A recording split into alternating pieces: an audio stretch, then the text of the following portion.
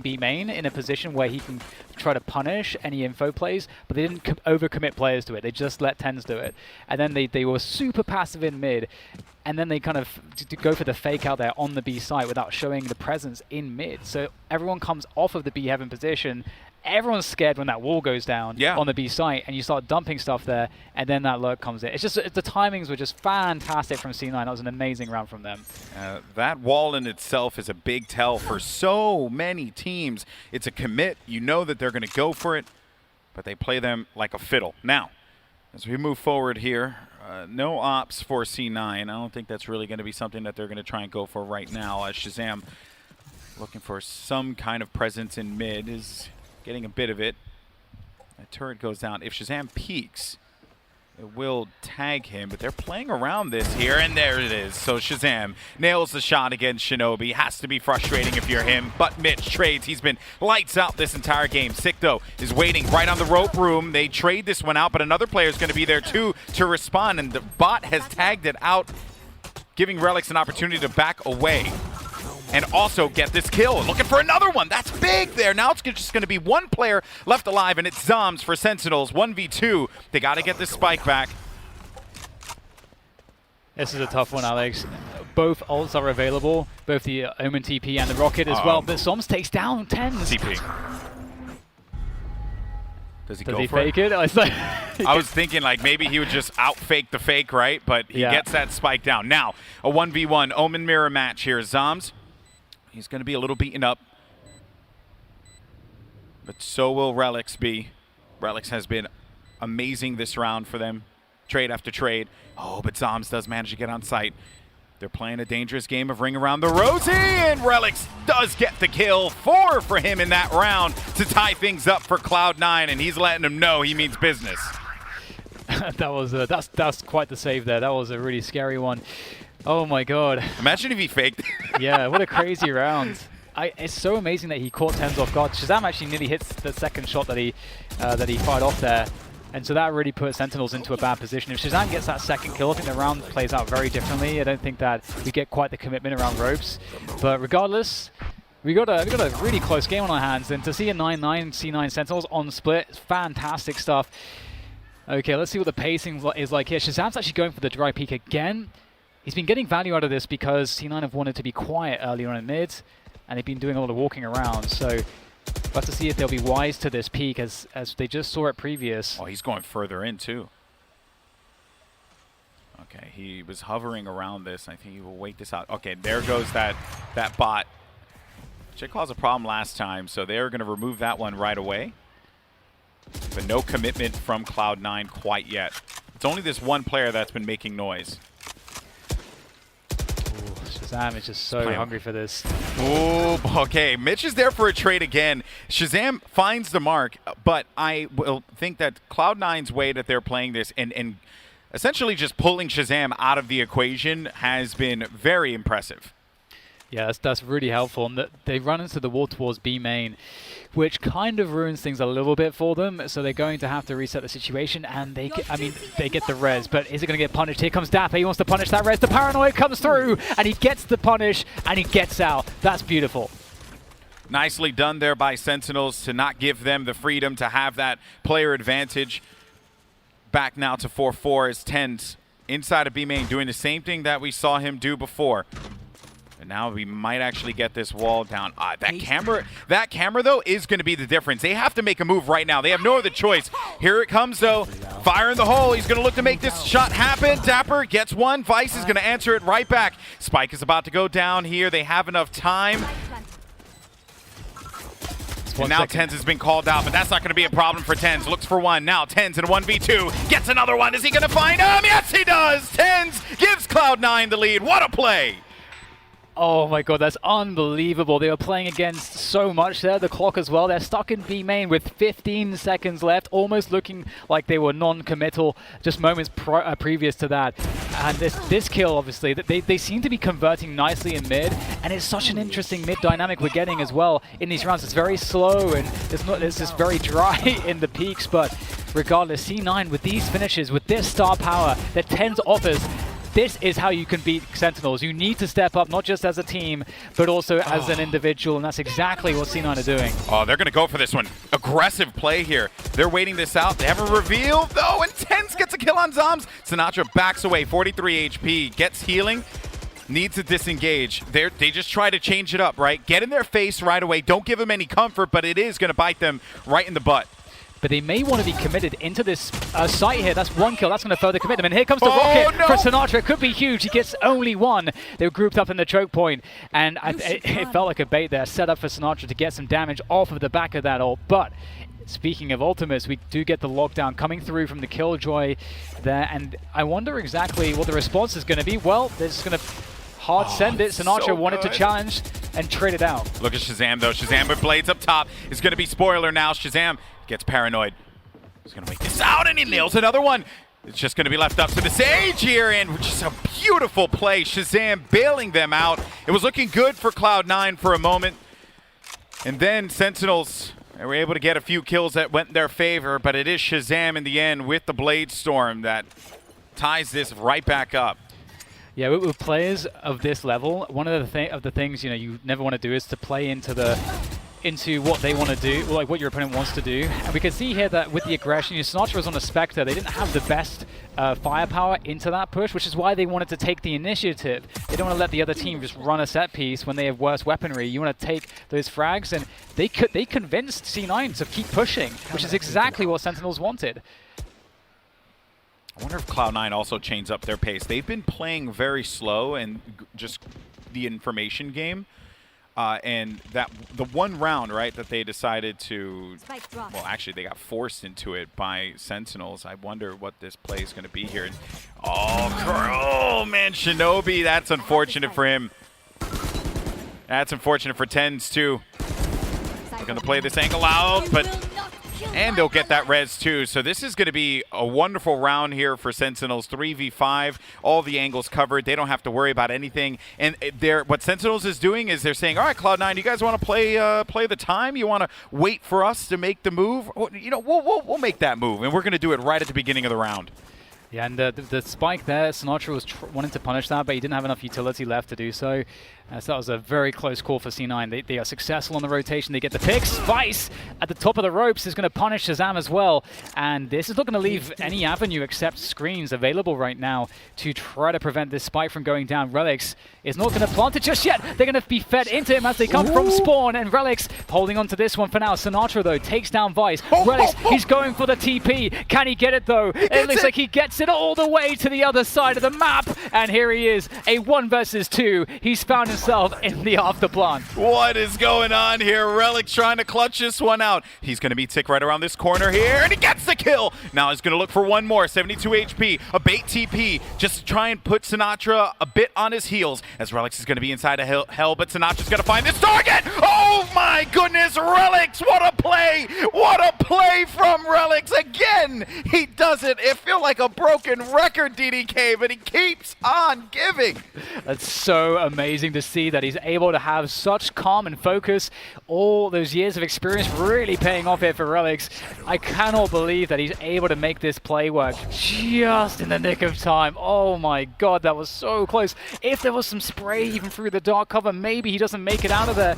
And then to follow it up with the 2 kills, the Fate TP comes through. And you know what? Sinatraa didn't even buy it, but Relix still gets the kill anyway. That's so He didn't buy it. That's the crazier part about it, man. He still did it. Now, mid-aggression here for Shazam. This is going to be a bit of a new look for him.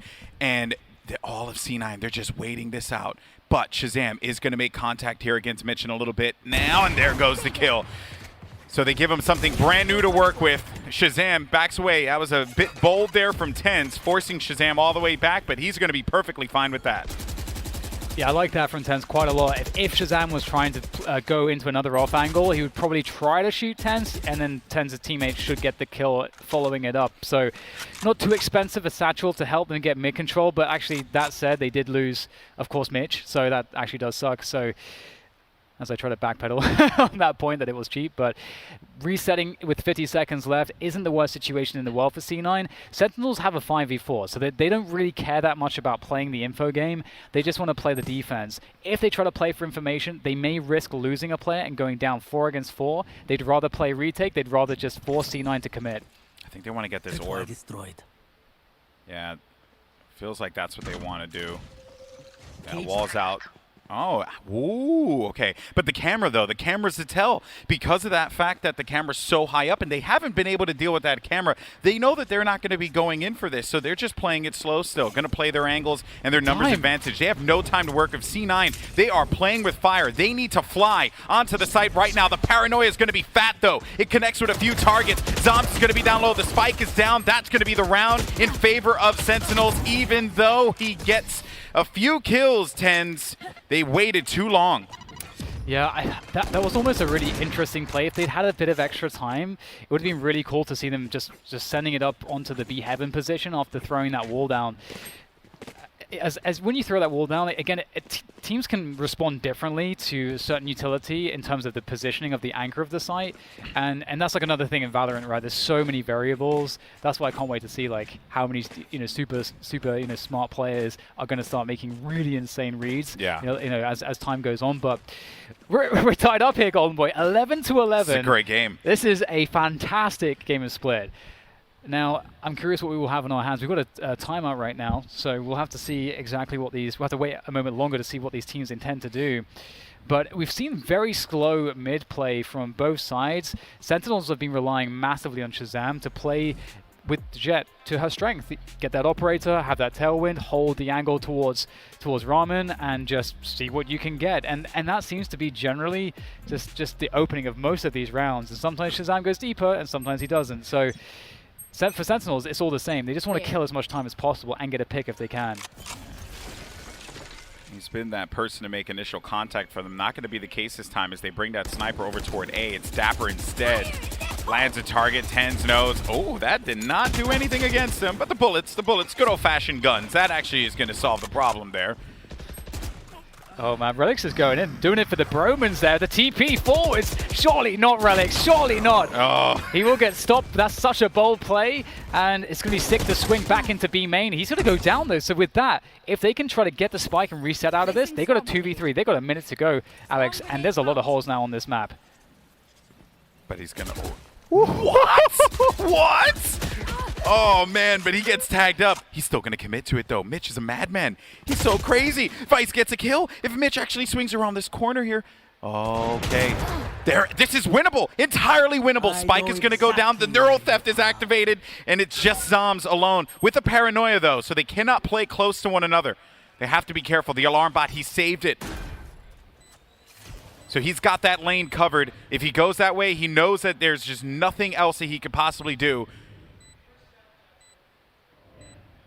Oh, man. This is a big round. It'll be match point after this. What a game this has been. The angle's being held. Zombs only has a Spectre. He could swing this corner and get the kill. Both players for Cloud9 are going to be dangerously weak. He's going to go for it, though, but he did not make the swing happen. Now they know exactly where he's going to be. Match point, Cloud9 on Split. I'm just stunned. I'm stunned that this is what's going on, DDK. Yeah, it's crazy, and it's such a hard spot for Zombs right there as well. Like, you have a full Omen kit. It's really hard to know how to play that, and honestly, he did as well as you could expect in that nothing situation. else he could do. I mean, this was insane from Mitch. That was such a nasty just shot. The fact that, like, again, you have a 2v3 here. They have loads of time. There's so many ways they can play the round from that point, but they decide to just without really any delay, just recommit into the B site. I have to say, I feel like that's an unusual way to play that, but they were so confident that just worked brilliantly well for them. And now Sentinels, oh my god, they might lose a split. They might lose a split here. What is their money situation like? What is the gear? Oh, it's not the best. No, but... 2 Stingers, a Judge, and 2 Phantoms. Fat Judge play, though? Send it mid, make magic? No, they're far away from any ultimates. The ultimate advantage on C9 right now is insane. They've got the rocket ready to go. They've got the res ready to go. They've got a TP if necessary. and they've got better weaponry. Sentinels, in a situation like this, need to make something happen early on in the round. They need to make a play happen, but C9 know their situation. They know what kind of weaponry they're going to have. C9 are going to be looking for that. First slow orb out. All those players by Anime get that info. Dapper with that high cam. It's actually served him quite well in the pass. Okay, he's going to just drop this one back. It does to get the tag, but TenZ is not surprised, obviously. TP pops up there. Okay, so the TP inside of that room just gives them some intel. Where are they looking at? What are they trying to do? And also, I don't know if you saw that there, but he took that trapwire out, and he's now going to reposition the trapwire onto the default plant, which does not give them the opportunity to try and remove that. But they still have the one way for the cyber cage on B in case of anything. Now the attention goes toward mid. Yeah, we see the dark cover there onto Robes, which sometimes can force action, depending on, because it's a denial of information for the defense. So we'll see what Sentinel's reaction is to this. They are leaning towards the B site now. They've got 3 players towards that. If you include Jet, who could dash towards the B heaven position if they win the mid. Now, the question is, will Sick be able to get good timings here?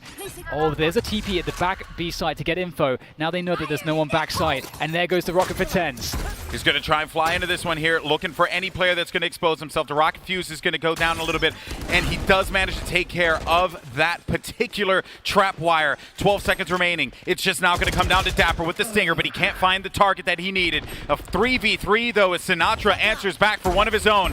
TenZ swings the corner. TenZ gets the kill. Now it's a 1v3. Only player left is Zombs. He's got himself a Stinger and a Dream, but that's going to do it. Cloud9 have won split. Cloud9 won split. What? I think you should say it again. I don't. That's so nuts. Just the way that they played that, they made Sentinels sweat so hard. Cloud9 were able to deny something that Sentinels really wanted to have the option to do, which was to make some of those, like we saw at the beginning of the half, make some of those early round aggressions. But C9 became very wise to it. They got hurt by it once. They didn't let it happen again after that point. And they slowed things down so much. You could see how desperate Sentinels were for information the whole time. And at that point, it comes down to clutch. It comes down to timings, like really close timings, so many times. And C9, I mean, look at that TenZ clutch. Right, yeah. Like just look at some of the clutches that the Relics clutch, the TenZ clutch. Relics, Relics won them 2 rounds that game, right? Relics won them 2 rounds. Okay, I've just been so excited this entire time. What a game that was! I'm gonna repeat it again for everyone at home. Cloud9 won split, okay, and one of the players that made that happen was this guy right here. Let's take a look.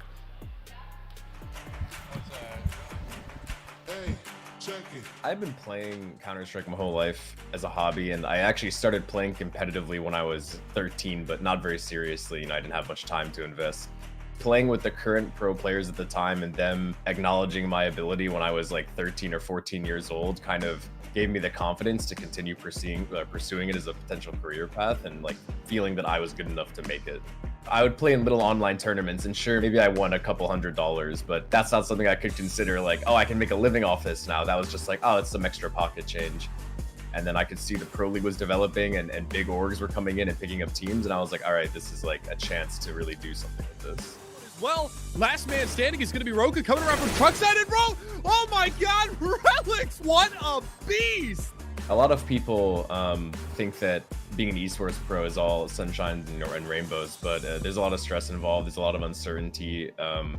Even when it comes to job security, you know, you could be benched, you could be cut and, you know, and replaced at really at any time. And for all you know, that could be the end. People don't see the behind the scenes when you're putting in hundreds and thousands of hours and spending months and months and the team isn't improving and you guys aren't really winning anything. And then there's expectations and pressure from the org where it's like, hey guys, we need to see some results. So, you know, we're going to look at making changes. I've seen him show off a lot of skills and I've seen him have very good games against very good opponents. But he's very rarely been on a team in Counter-Strike that lasted longer than a year. Whether it was a new team, whether it was one player leaving and someone else coming in, they were never able to stay together long enough to move on to that next step of team evolution. I like to think I'm a person that's very versatile. I'll kind of shape myself to do what's needed for the team. So I don't really mind change. You know, I understand change is just like a natural thing. Like, it's not going to work out sometimes. You know, it might have just been you didn't mesh well with the 4 other players. You weren't the type of player they needed, whatever it might be. Some of the time it's like I would change and then I would change again. Like, I would be doing what the org's asking of me, and no one is telling me anything. I'm not being told like, hey, you really need to work on this, or like there's nothing being said. It's like, okay, we're going to try you like in this role. Okay, I'll do it. Like, and I'm doing my best to my ability, whatever I'm needing to fulfill for the team. And then it's like, without a word, it's like, all right, we're bringing this other guy in, we're moving you again. And then I do that, and then after a couple weeks, it's like, okay, you're going on the bench. And it's like, I've played 3 different roles in a month, and now I'm being benched. Like, does that really feel like I was given a fair chance? In the end, it doesn't matter. It is what it is. It's reality. I'm not going to argue. I can't argue with the CEO and be like, no, you put me back on that team right now. It's like, okay, I'll look to the future, I guess. You kind of always knew what you were getting when you put Relics on a team. It was always going to be a guy that was pretty good with utility, pretty good at clutching, but he's always going to be that last man alive, or maybe the last 1 or 2 guys on a team. He always had a lot of skill, and he always had a good eye for the game. He had a good mind for the game, but it felt like he was a little bit one-dimensional. He would always be in the back of the pack. And sometimes in Counter-Strike, that means he missed out on opportunities. It means that maybe because he wanted the round to develop around him a little bit more, that he maybe missed an opening. I'm very used to making sacrifices from CS, playing support roles and not trying to be the shining star, but helping your star shine brighter. I think it's kind of better for me in Valorant than in CS, because in CS, if I'm the support player, if I'm the guy pop flashing or throwing smokes, I'm always doing that. I'm always sitting at the back, throwing the smokes or throwing the flashes for the guy to frag in the site. But in Valorant, depending on my agent, I can play a little bit more aggressive, or I could be the guy that's swinging into the site, and sometimes I can also be supporting at the same time. You know, as they say, it's a cliche saying, but it's about the name on the front of the jersey, not the name on the back. So really, as long as we're winning, as long as we're succeeding, if I'm not getting recognition, if no one's like praising me for my support flashes and my smokes, it doesn't really matter, because I know that my teammates know what I'm doing for them, and you know, we know that we're helping each other. Oh my! Let's go! Starting out strong. Valor is almost the perfect game at the perfect timing for a lot of these CS:GO players. We're lucky that we have so many options, and being a CS player, I guess, pretty fortunate that Valorant is such a similar game for us to transition to. It'd be a lot harder if, you know, if I was a League player and I was like, I'm gonna go pro in Valorant with like no FPS experience. You know, yeah, it's night and day. This fresh start, it's kind of that perfect thing for an obsessive gamer like CS:GO players. So for someone like Relic switching over to Valorant, I think it's gonna be just easy.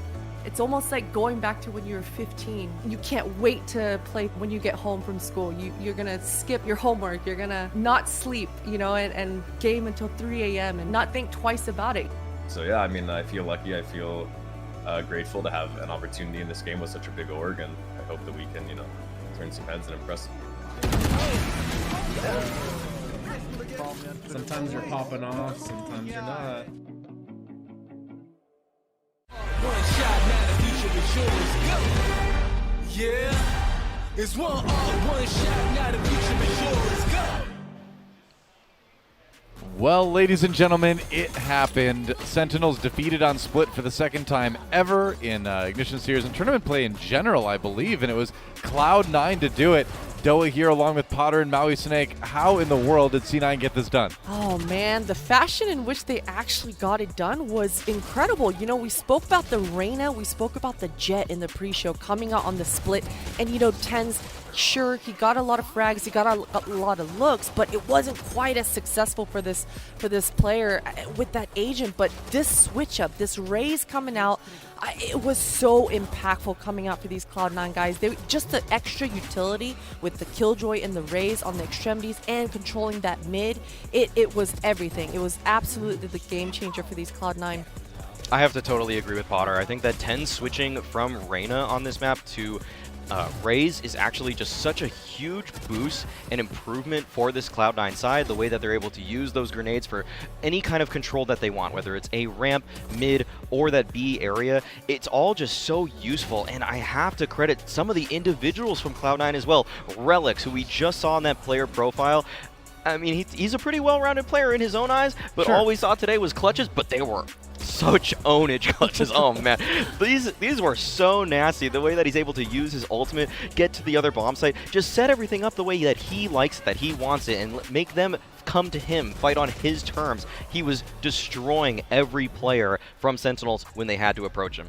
Yeah, here's our stats breakdown for that last map, and it really seemed like Cloud9 able to win it. It was a close game, of course, 13-11, but Cloud9, the team with really the clutch factor, the outplays across multiple players, and yeah, you're used to seeing an outplay or two each map from TenZ, but it really was a lot of different members of Cloud9 stepping up at a time when they really needed to most. Absolutely, and man, just this Mitch TenZ control, we saw it, Mitch just controlling all of that A. This freed up TenZ to be very mobile. He was throwing his utility with the Sage combo, the slow orbs, and just it seemed like TenZ was on another level, because there was even a moment where Sinatra busted out his ult on Raze, started gaining space, but TenZ had that immediate response, that immediate answer with his ult, and he came out on top of that duel. So it just seemed like Cloud9's reactions were almost near perfect.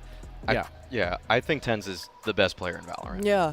He's the best player. I think Sinatra had a case in the group stage, but I think TenZ has, again, put his foot down that this is his game. He is such a difference maker. He can find so many multi-frags. He even, like Christine said, out-battled him in terms of utility too. Sinatra's utility is one of the best in Valorant, but TenZ takes it to another level time and time again. And this guy, he's just amazing. And we haven't even talked about Mitch. This guy too is just popping off with Killjoy. That is so impressive. I mean, he's got turret setups, and I love the way that they use the ultimate. It actually looked good today. It looked good. I'm really impressed with the jump operator. Yeah. It's so old school. It's bringing back memories of 1.6, man. We just op map just jumping around, and he's got the angles all down. Yeah. Well, C9 stepping up, and that means it's time actually to get another guest in there. I believe we have WTF Moses on the line. Can you hear me? Are you out there? I can, actually. Well, hello. Yes, welcome, I can hear you. Welcome to the show. You've been watching, Hi. no doubt, all weekend, and I've watched you a lot on other Valorant broadcasts as well. What do you think of the games today, man? We have had so many good ones. Oh, excellent games. I've actually, over the last couple of days, have embedded myself in the Twitch chat and have actually started to learn a little bit of what it means to be just a fan in the crowd. And I've actually been a little disappointed to realize that for most teams, they should actually vacate all the rosters if they lose. So interesting to see that dynamic on this side. Such a immediately fire everybody if you lose one map. That is the general advice. Yeah. Yeah. So, and apparently everyone who plays this game is garbage. Yeah, I mean, it's natural. The positivity right? is overflowing in the Twitch chat. Anytime I want to brighten up my day, that's the first place I go. Yeah, you can always depend on Twitch chat. Who needs a therapist? We've got Twitch chat. Yeah. It's the happy vibes we need in 2020 for sure. So let's talk a little bit about that map we just saw, Moses. That was C9 doing what only Envy had ever been able to do on Split. Take down Sentinels. As someone who's watched Sentinels play on this map, numerous times, what happened this time? How did C9 finally do it, in your opinion? Okay, I just need to stop right there. You're asking me for this expert analysis. Yes, I just watched the games here, okay? So I need to tell you that really is 110% energy coming from C9. Obviously, something you need to have. You have to have a high energy. You have to be able to click on the guys as best you can. Helps. And I think that C9 has some of the best guy clickers out there. But honestly, on the flip side, looking at Sentinels, this is a team that you're never going to get a high margin on these guys. So for C9, they really do seem to always come down to who's going to pop off on that squad. And to see it starting to be not so much the 10 show all the time is really giving me a lot of excitement about this squad as they continue to grow. Yeah, do you think C9 can take this series? It was a convincing map, but it was still a close one. Do you think they can close it out? Absolutely. Coming out on Split and beating Sentinels, that's going to put a little wind in your sails every single time around. So I'm really excited to see what C9 can do. And honestly, getting over that hump as this team, especially a team that's been kind of fighting for that fourth place, third place kind of finish, and not only that, but the power rankings. I think that to take this series now would be a huge motivation for them moving forward. Yeah, I was going to ask you too. You know, the NA scene, I feel like it's always changing rapidly. Whether it's roster moves, whether it's the strength of individual teams. What would you rate kind of the state of NA right now in terms of team strength after what we've seen this weekend? Dignitas 2-0ing TSM right out of the tournament. C9 being where they're at. You know, Immortals being where they're at. You know, what's going on in NA? I have no idea, actually. I have no idea what's happening at any given time. You know, I consider myself a bit of a prediction master, which is to say I just choose what everybody else doesn't choose, and it seems to have worked out pretty well so far. And I did pick Dignitas to win over TSM, obviously. But I didn't realize that was going to be the only team that they were going to be able to beat. So I didn't really think ahead on that one. So as far as the state of NA Valorant is concerned, I sincerely have no idea what's happening anymore. Well, at least it's entertaining. We're going to let you go, but one more question before we do with that. Your predictions for the rest of the tournament. Oh, prediction master of NA. I want you to tell me who's going to win the whole thing. I'm going to say, well, TSM's out, so I can't pick them. T1's also out, so I can't pick them. And really, based on my interactions in Twitch chat, I don't know who to cheer for anymore. So whoever beats Sentinels, I think is going to be my team to pick. So I'm going to say C9 is going to take the rest of this tournament. All right. 47-2. Bold statement from WTF Moses. Thanks for joining us. Always fun to chat with you. Looking forward to seeing you on your next cast at some point. See you guys. Later. Nice hair. There you go. Oh my gosh! You're You just a had bully. you just put that in there at the very even end. respond. The man couldn't even defend himself. Yeah. Just a nice parting message. What? I don't get the problem. Another person for Twitch chat to fire. Body shame me then. There you go. I don't know. Well, that was WTF Moses, one of the most fun hosts to watch out there in Valorant IMO. And we have got a great series here between C9 and Sentinels right now. Let's take a look at some of the individual rounds. This is always one of my favorite parts of the between map segments, visiting some of the more epic moments of the last map. First one's going to be round 2, and you know what? This is just what happens when the judge rides into town. Oh yeah, Tens just layeth down the smackdown on thy candy asses with that judge, bringing it all the way. Ye olde judge. Here we go, just flying at him. It's a stylish round as we would expect from Tens, just kind of showing off that raise early on in this game. Yep, tons of fun. Let's jump over to round number 12 here, and this was kind of another fake out, right? Moving from one point to another in a manner the other team may not expect. Pretty good strategy in Valorant. Potter, why don't you go ahead and explain how this one worked out? Yeah, a lot of good misdirection. You can see on the mini-map here, the rest of Sentinels are leaving Sick to his own devices here. He's putting up a wall there, throwing down his slow orbs, just spamming around a little bit while the rest of his mates are just trying to do a contact towards A. And this sort of late round just misdirection calls came through strong for Sentinels, but on the flip side, it also came through strong for Cloud9. You can see here another clever play coming out of Shinobi, utilizing that wall, and this timing was a little unfortunate for Cloud9 because Relic's there, he just threw his blind through the screens, and it was almost beautiful, almost perfect from Cloud9, but Sentinels, a good attack coming out from them.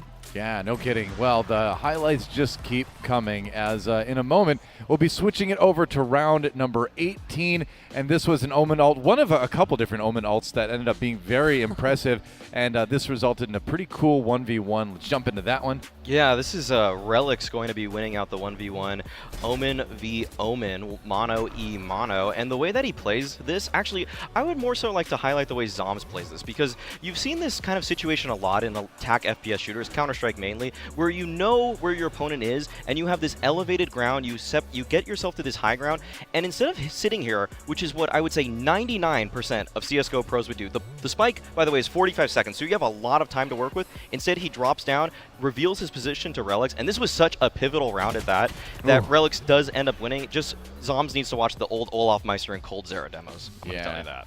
Me too. because I have definitely watched all those before. Yeah. Yeah. Well, let's take a look at one more round from our last map. As if Relic's Omen alt clutch rounds weren't, as if one wasn't enough. Let's look at another one. This one I would say is even more impressive than the last. Oh man, this was such a clutchy situation, and even Relix, he got to this site pretty early, and he actually debated whether to plant the spike or not. He decides to go forward, pick off a mate, smoke it down, and this just gives him the perfect opening. But every reaction coming out of Relix here, every decision, it was the right one, it was the optimal one, and he makes it work. This was such a tough clutch at such a pivotal moment, and man, this is just experience and veteranship shining through for Relix. Yeah, just teleporting up to the high ground. I don't think Sick expected to see him right there. Then the fake teleport again to fake out Sinatra, winning the 1v2. And this is what we were talking about, where we were kind of discussing what was it about what Cloud9 did in this map that allowed them to beat a team like Sentinels on their best map, and it's plays like that. The thing I'm thinking about as we look at the player stats, which is going to be TenZ and Dapper, we can throw that up there while we finish this point, is that it's hard to keep that level of playmaking going, right? Yes, it does come down. It did come down to the individuals a lot for Cloud9 here, and asking all of these players to step up in the same way again is such a tall order, because Sentinels, they have so much structure. They use their utility better than any other team, and to expect the hero plays, the individuals to pop off in the way that they did, right, it's not something that you can always rely on. I feel like you at this point can rely on TenZ, but asking that out of Relix to win so many clutches, for everyone else on that Cloud9 team to pop off in the same way, you don't always get it. You don't always get it. You don't always get it. It's certainly not sustainable. And Dapper, he kind of glided past this post-game show, but he had a fantastic split. We gotta say, we gotta highlight towards that B. Majority of the game, he was able to control the pace all around, really alpha the entire area of B. And he was a pivotal part of why Sentinels had a good defense. But as Maui and you mentioned, Doa, those heroics coming out of these Cloud9 individuals certainly gave them the edge on split. Yep, that's right. It was a close map despite the heroics. Can they do it in map 2?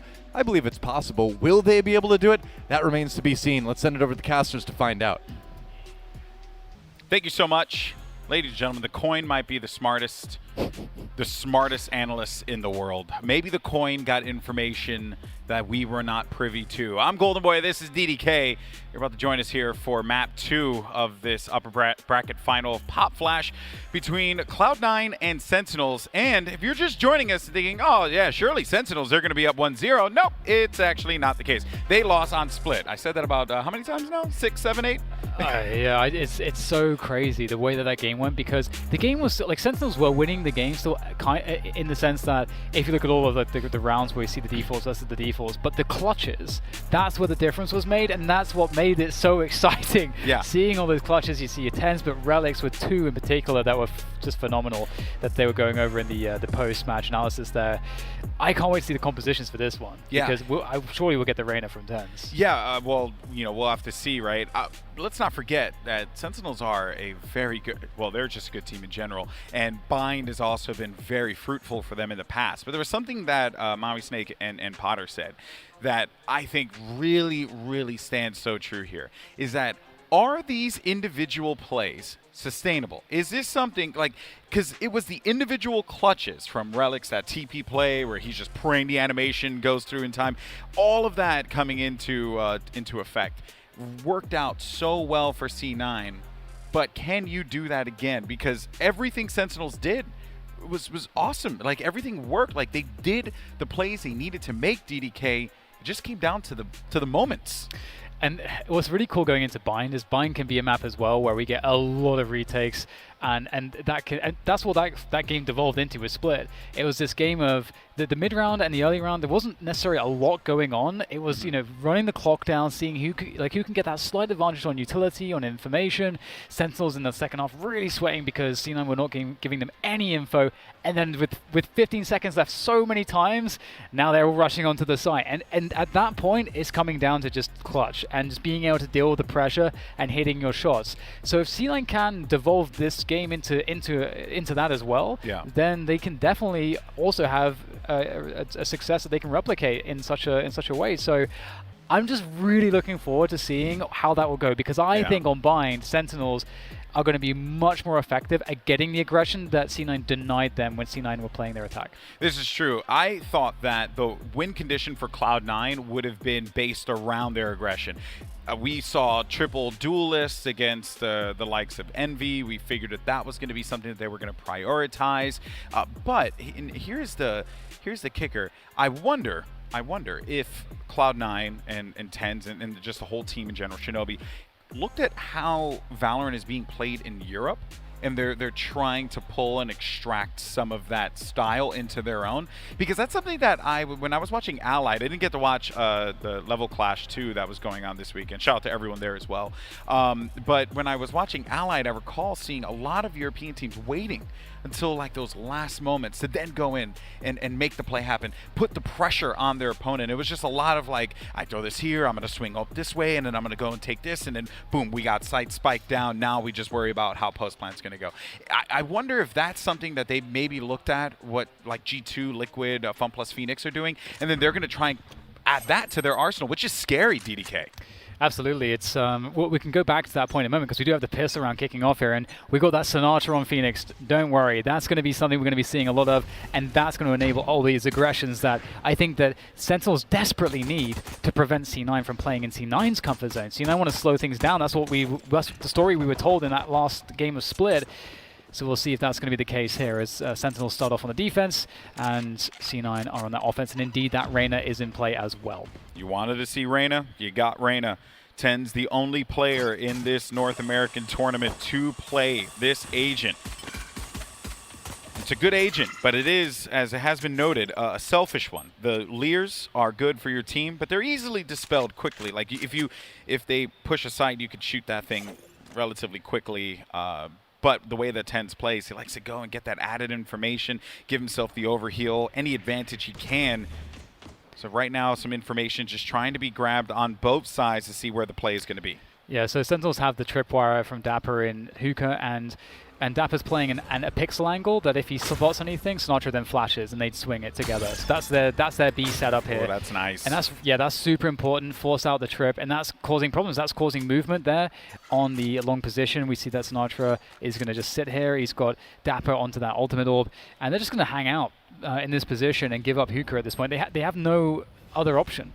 But think about how much the Sova gave Cloud9. And this is going to be the same thing that they do before. Oh, they actually swung the other way, and he's going to jump onto the site. They only have a few seconds to work with now, but they're getting a little indecisive. They need to get on this one and make this play happen as fast as possible, but they don't have the opening, and that is going to be Sentinels getting this first round win because they could not get the spike down. They waited for the last 15 seconds to make a play. They did that before, and I fear it might be a bit too readable this time. Yeah, and we can talk about that just for a moment, because you brought up that point about playing this really slow style, and people from the Counter-Strike world will understand this as something that Na'Vi popularized in the for a very long time, and it's a style of play that against inexperienced teams or teams that really don't know how to hold their nerve, when you basically just suck the information dry, the other team doesn't know what you're doing, and if you want to find out what they're doing and you make an information play, they're probably sitting there waiting for it, and you can just lose the round. So you kind of have to just sweat it out. And speaking of sweating it out, it looks like TenZ is going to take down Sinatra with that Sheriff instantly when, as we saw, presumably there was TenZ was playing anti-flash and dodged the flash of Sinatra and then just shot him straight in the face. Love to see it. The Cyber Cage is going to be blown up now. More of this utility is going to be used as TenZ gets in. I actually like the fact that he shifted over toward the Sheriff to play the angle because his taps are so nasty. Or if he does manage to get on, he'll worry about that a little bit later. They do have the Leer to try and take this. At least one Leer left in the bank, but they have gotten another smoke out of this. Now Shazam with the angle on the Bulldog. Creeps around the corner. He's going to catch a few of these players here on short A, a bit unawares. He'll drop back and he'll be perfectly fine. Sick, though, is going to pay for that as he tried to get a little aggressive and peek around that corner. Shazam, though, will find yet another target, and that target is going to be TenZ. But they're going to go for the TP play again as B is completely exposed. But Zombs, he's there to meet them, and he tosses that Molly down, giving them no room to work with there. And no, there it is, the cleanup from Dapper. It was so funny that was a molly on the fly, but it actually forced them into the tripwire, which really screwed things up for them there. Oh yeah. But you can already begin to see that this story of trying to play at a very slow pace has been set by C9. Now sure, it is a fine line between this being something that you create your own mistakes and put yourself in a position where you're against the clock, and that can be hard. But it also can encourage mistakes from the other team if they don't know how to play against that. Sentinels prove that they do know how to play against it, but it's still hard, again, to deal with it because you're really starved of info and you don't really know what the other team is doing.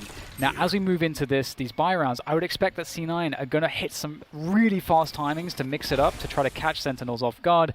But here is that initial bathrooms exchange. Expect to see that smoke from Zoms pretty continuously throughout this half. Sentinels running a traditional comp, what you would normally expect to see from them on this map. Instead of the Omen having the paranoia, Zoms likes to bring out that Brimstone. Orbital Strike, it's nothing to fear. Or nothing to laugh at, and I should also say that Molly too. Lots of stall, which when you think about how Cloud9 are playing, and even what happened in that last anti-eco round, Molly causes problems, lots of distractions. Yeah, Brim is just so good. Yeah, he's still good. Even though Omen checks a lot of boxes, Brim is still a great agent. For sure. And, they have the flashes on their Phoenix, and so you're not really missing out on the flashes. Now we have this presence on A once again, and Relics actually catches the swing from Zoms there, but they may not realize how many other players are from the bathroom's position. There's quite a few here for the Sentinels side. And there is the camera. He's not gonna hide it straight away there, allows it to go down. Shazam from the elbow position. It's a very common spot for Shazam to play, and he needs to try to hang on to the backhauls control for as long as he can so he can get the teammates to flow through this position. Mitch gets the kill there, and that makes things difficult now on this retake. Yeah, and then Tenz is going to be on the flank as well, so they have no idea that Tenz is there. And even though Sick will get onto the site and they think that they're going to be good to go, the problem is that Tenz, he's creeping around in the back, finds one, gets the second as well, and a clutch play there for Tenz is going to give C9 their first. And Tenz is so good at these spots where he, the trigger discipline spots where he's able to do like 90-degree, 180-degree flicks. He'll try to get maximum information. Doesn't matter how hard the shots might be. He will just try to maximize the damage every single time. And so it's really cool to see. He gets the info on the play on the right, quick 90-degree flick, and he's nailed the second one as well. Tenz is so reliable in these spots, and that's a really big pickup as well. They don't let Sentinels get any economy control. Now they're on 2 Stingers, and knowing Sentinels, they probably want to make a play here. Oh boy, Dapper's gonna need to back away from this. Mitch, he smelled blood, and he went right for it. Gets the kill against Dapper. All that utility, also those cyber cages, not gonna be a factor here. They're getting a lot out of this. The dark cover played here as well by the hookah doorway. Tenz punishes Shazam as he tried to get inside of this, and it's a clean one for Cloud9. Tenz, another kill despite Relics flying in the sky. Or actually, matter of fact, I should say that's about Mitch flying in the sky. There's Relics. And one thing that's worth noting about this round is that Sentinels, obviously, C9 will know what their money is because they can see it, and so they kind of understand the position Sentinels are in. Just as I said, you would expect that Sentinels would want to try to mitigate the fact that they don't have as much firepower by taking matters into their own hands and going aggressive, and they had to run it back and so on. But C9 has all that info, so Sentinels don't want to make plays like that necessarily, I think because C9 would definitely be set up to be expecting that. Yeah. So they want to pick a better moment to do it. Yeah, they relish in those opportunities to abuse that kind of aggression. Joke's over. You're dead. Ooh, and this is a classic Sinatra play straight through the B-long telly to see what he can find here. Has to remove the tracking dart, which is annoying, but look at all this information they're backing off. He spotted 2 players though. But Zoms does push out, gets the kill, is Relics instead, and then 6 so far up here. Ooh, I think he wanted to maybe play for the wall. It wasn't going to work out. Now Sinatra backing away on that angle right on the window. He'll also have Dapper there to back him up. Tenz working on the outside, a clean shot. Look for the other one. Oh, there. Oh my goodness. I love that play so much. Because you get so afraid, you don't know like what's going to happen there, and then he swings, he gets all this info. That's why Reyna is really good, especially in the hands of Tenz. Yeah, I completely agree. I think TenZ has definitely shown a lot of really awesome use cases for Arena. It fits the lineup really well. And one extra thing to note here as well is that in the play that Sinatra made where he goes through the telly, the B telly, and that allows Sick to push bathrooms with him, they also stack towards B because you're thinking, oh, one of the B players is playing off of B because he made a telly play, so we want to go in towards B, but that's where Sentinels stack to everybody else as they get info towards A. So that's part of the idea of that kind of stuff. Smoke's down. Classic smoke play, but the B-long push comes in from Sentinels. This is the play they're making this round to get info. They might actually catch, oh, just barely missed TenZ there, but Dapper can wrap all the way around the back. There is an expectation here, and it looks like Cypher on Cypher action. That's going to be really annoying for Dapper. Probably did not expect someone to be coming from that angle at that time. Not at all. And then you have Sick, who had to disengage from that right away. No choice but to play this garden. More activity going to be taking place over at Hookah. He's waiting to see, or hear, as a matter of fact, if these players are going to be dropping down. You'll get that cue, the sound cue for the sand.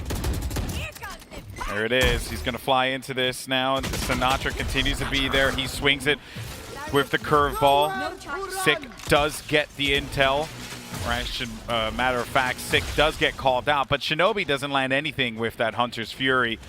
And he's also going to be blocked off here, thus slowing things down. But they get a lot of information, which gives them some comfort and peace of mind to go over toward A, leaving Shinobi here to handle business by B for any of these rotators. Nice kill there from TenZ. Yeah, that's the kill that actually really makes this doable here now for C9. Opening things up. The Hunter's Fury, though. Oh, does it find a finish? Oh, Shazam is very unfortunate not to capitalize fully there, but out goes the recon dot to try to get some info. Looks like it will pulse. I'm not sure if it actually caught anybody there. He didn't. The res goes through to Dapper as well. So numbers back in store here for Sentinels, although as they say that Shazam is found, but there is a trading kind. 3 versus 3 now on the retake. Sentinels in for this one. Oh boy, and that's going to be, that was really unfortunate there. As that neural theft was going to be used, you would think that that could have been the opening opportunity for them. Sick is going to get dinked down to just 3 HP. Need to save the gun, get out of dodge, not worth it. Wait this one out, and yeah, just a great rotation from Cloud9. They ripped a lot of utility away from Sentinels and read that one like an open book, sent it over to A. And even staying alive there as Shazam was Hunter Fury state. They still managed to get so much out of that round. Yeah, I was really impressed by the B defense and just the dynamic between Sick and Sinatra.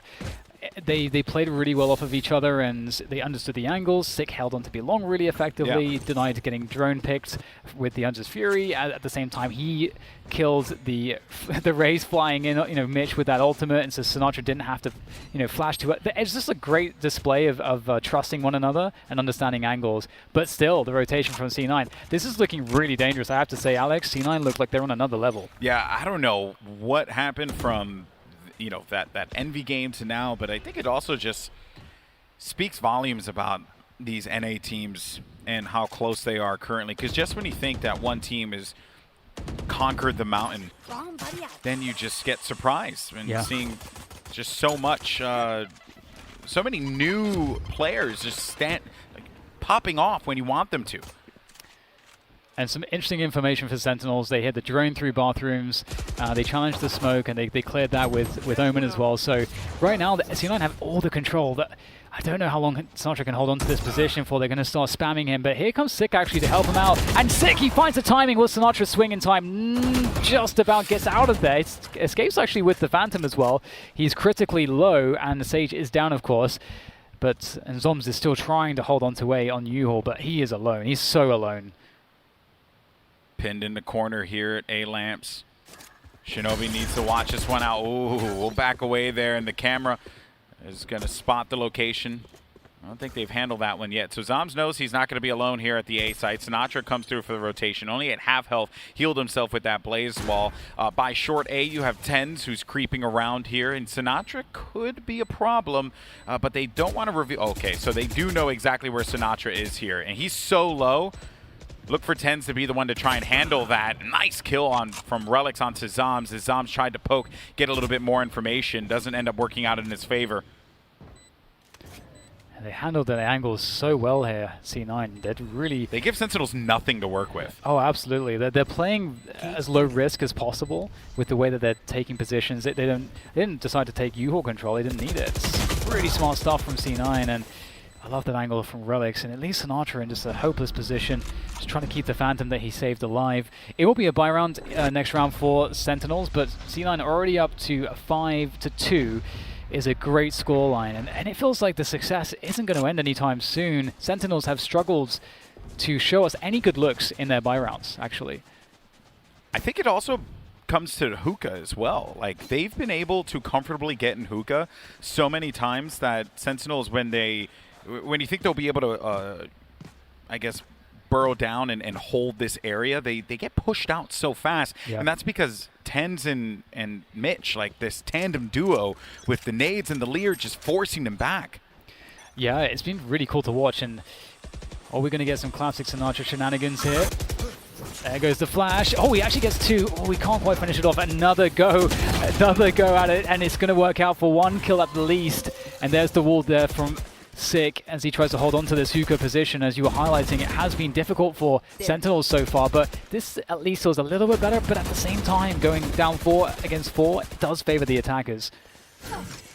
But they at least read it. They knew that this was a problem that they had to try and stop, so they were just going to tackle this one, right? It did give them the intel, too, that they are continuing to put pressure on hookah, so maybe that's something they could build off of in the next round, perhaps.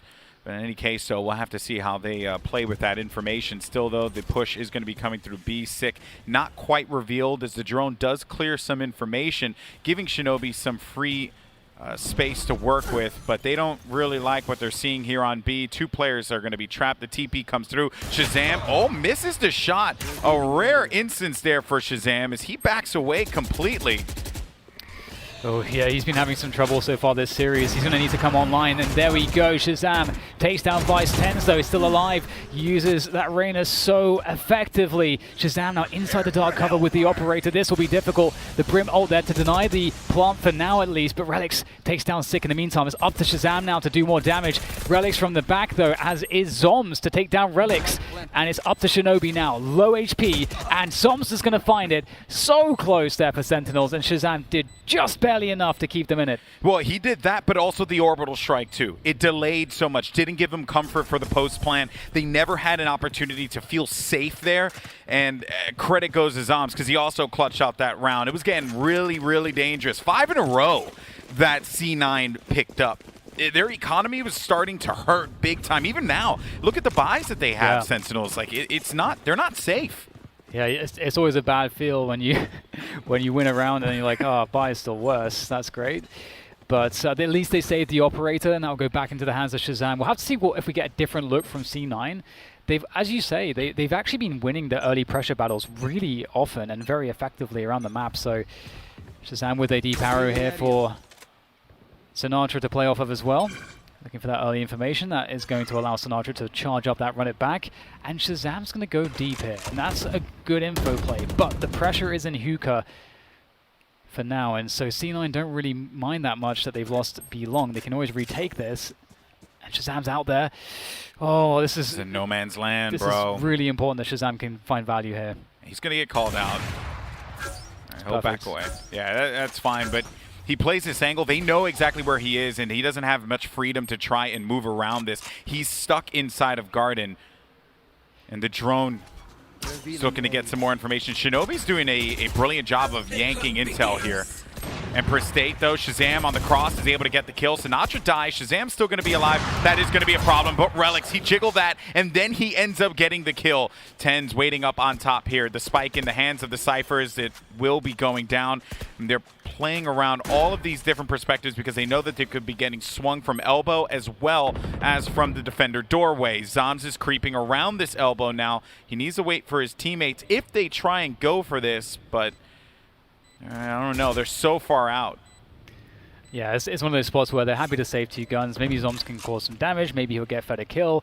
He can cause some problems. Maybe even commit some of them to die to the spike. There's a few different ways to find value in that way. And also, he can keep them on the site with that presence. And so it does actually allow a potential for his teammates to maybe get some exits elsewhere on the map, as you say, because he's cut off spawn as a safe location. So they're going to have to go through either hookah, telly, or long. And it looks like they're going for the super safe play, which is through the telly, and they're not even going to open the door, I don't think. So there you go, C9 with another round, and they're just playing this so well. Very well. When you lose both Shazam and Sinatra, it feels like the retake ability, when there's no orbital strike remaining, is very low. Like, you know, Sage Walls can be good, but I think Sick could use most of his utility at that point as well. So C9 doing everything right. Tens, look at him go, 14 for 3. He's so good. When the Reyna plays like that, I'm perfectly fine with Reyna. Yeah. It's only when right? you see Reyna bottom fragging. That's happened to me in a lot of my ranked games in the past, so that's why I'm always trepidatious about it. But hey, Tens has been bringing it out more than, actually, he has been NA's Reyna in this competition. No more charges left. Tripwire destroyed. So they're going and contacting up short A, but we've seen how much they like to just go and send it through the telly. Spike is left towards B side, so it is a telly play, but Sick, he's managed to find... Oh! He gets 3 kills there. That's unreal from Sick. That's the kind of performance that they've been looking for. Yeah, but because of that, look at the activity that has been pulled, and it's Tens, the last player left on site. So despite the fact that it's a 1v3, and Dapper's going to get this kill here any second now, and there it is. It was a little scary, though. Tens did turn around. Shinobi brought that spike over to the B site here. A 1v3 attempt is going to be quite challenging for him to do, but not the end of the world. So this is absolutely winnable. He's already spent the recon dart just in case there was someone playing close to spawn, so that when he's planting the spike, he can feel actually safe and know how much time he has to reposition. And he does go for that reposition to back heard the TP. Oh, there's a swing. There's 2 players. Oh, he actually had a chance there because Sinatra had an ability out.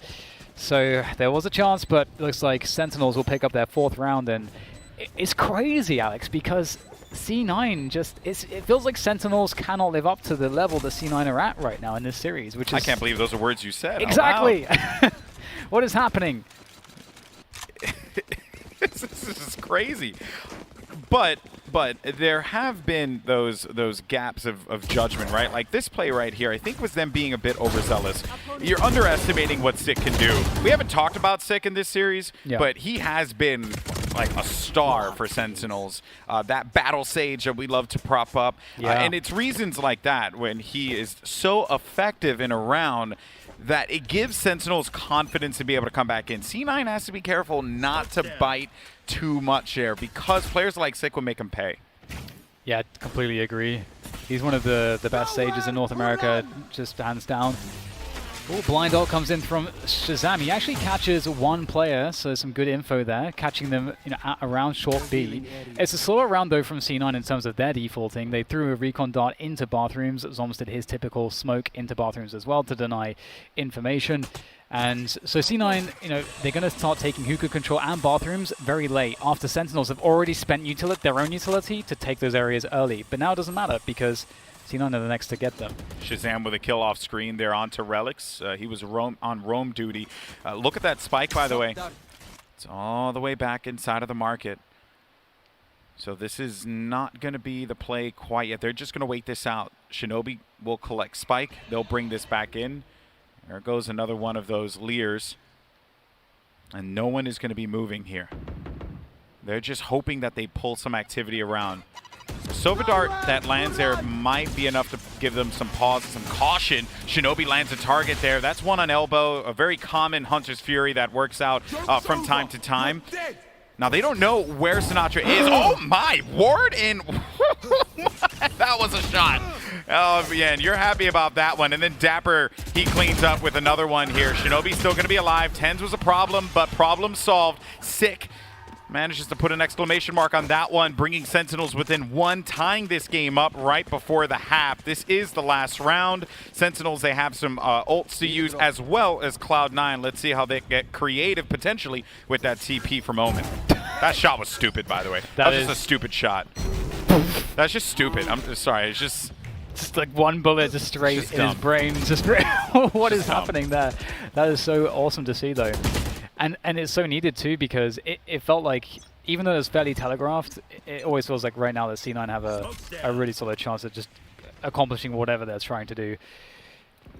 And credit to Shazam getting the early pick as well. And have to turn it around because of the arrow, and then comes the Lear. So Zoms has no ability to hold that position. But he can stall. Oh, TenZ is playing so close to this.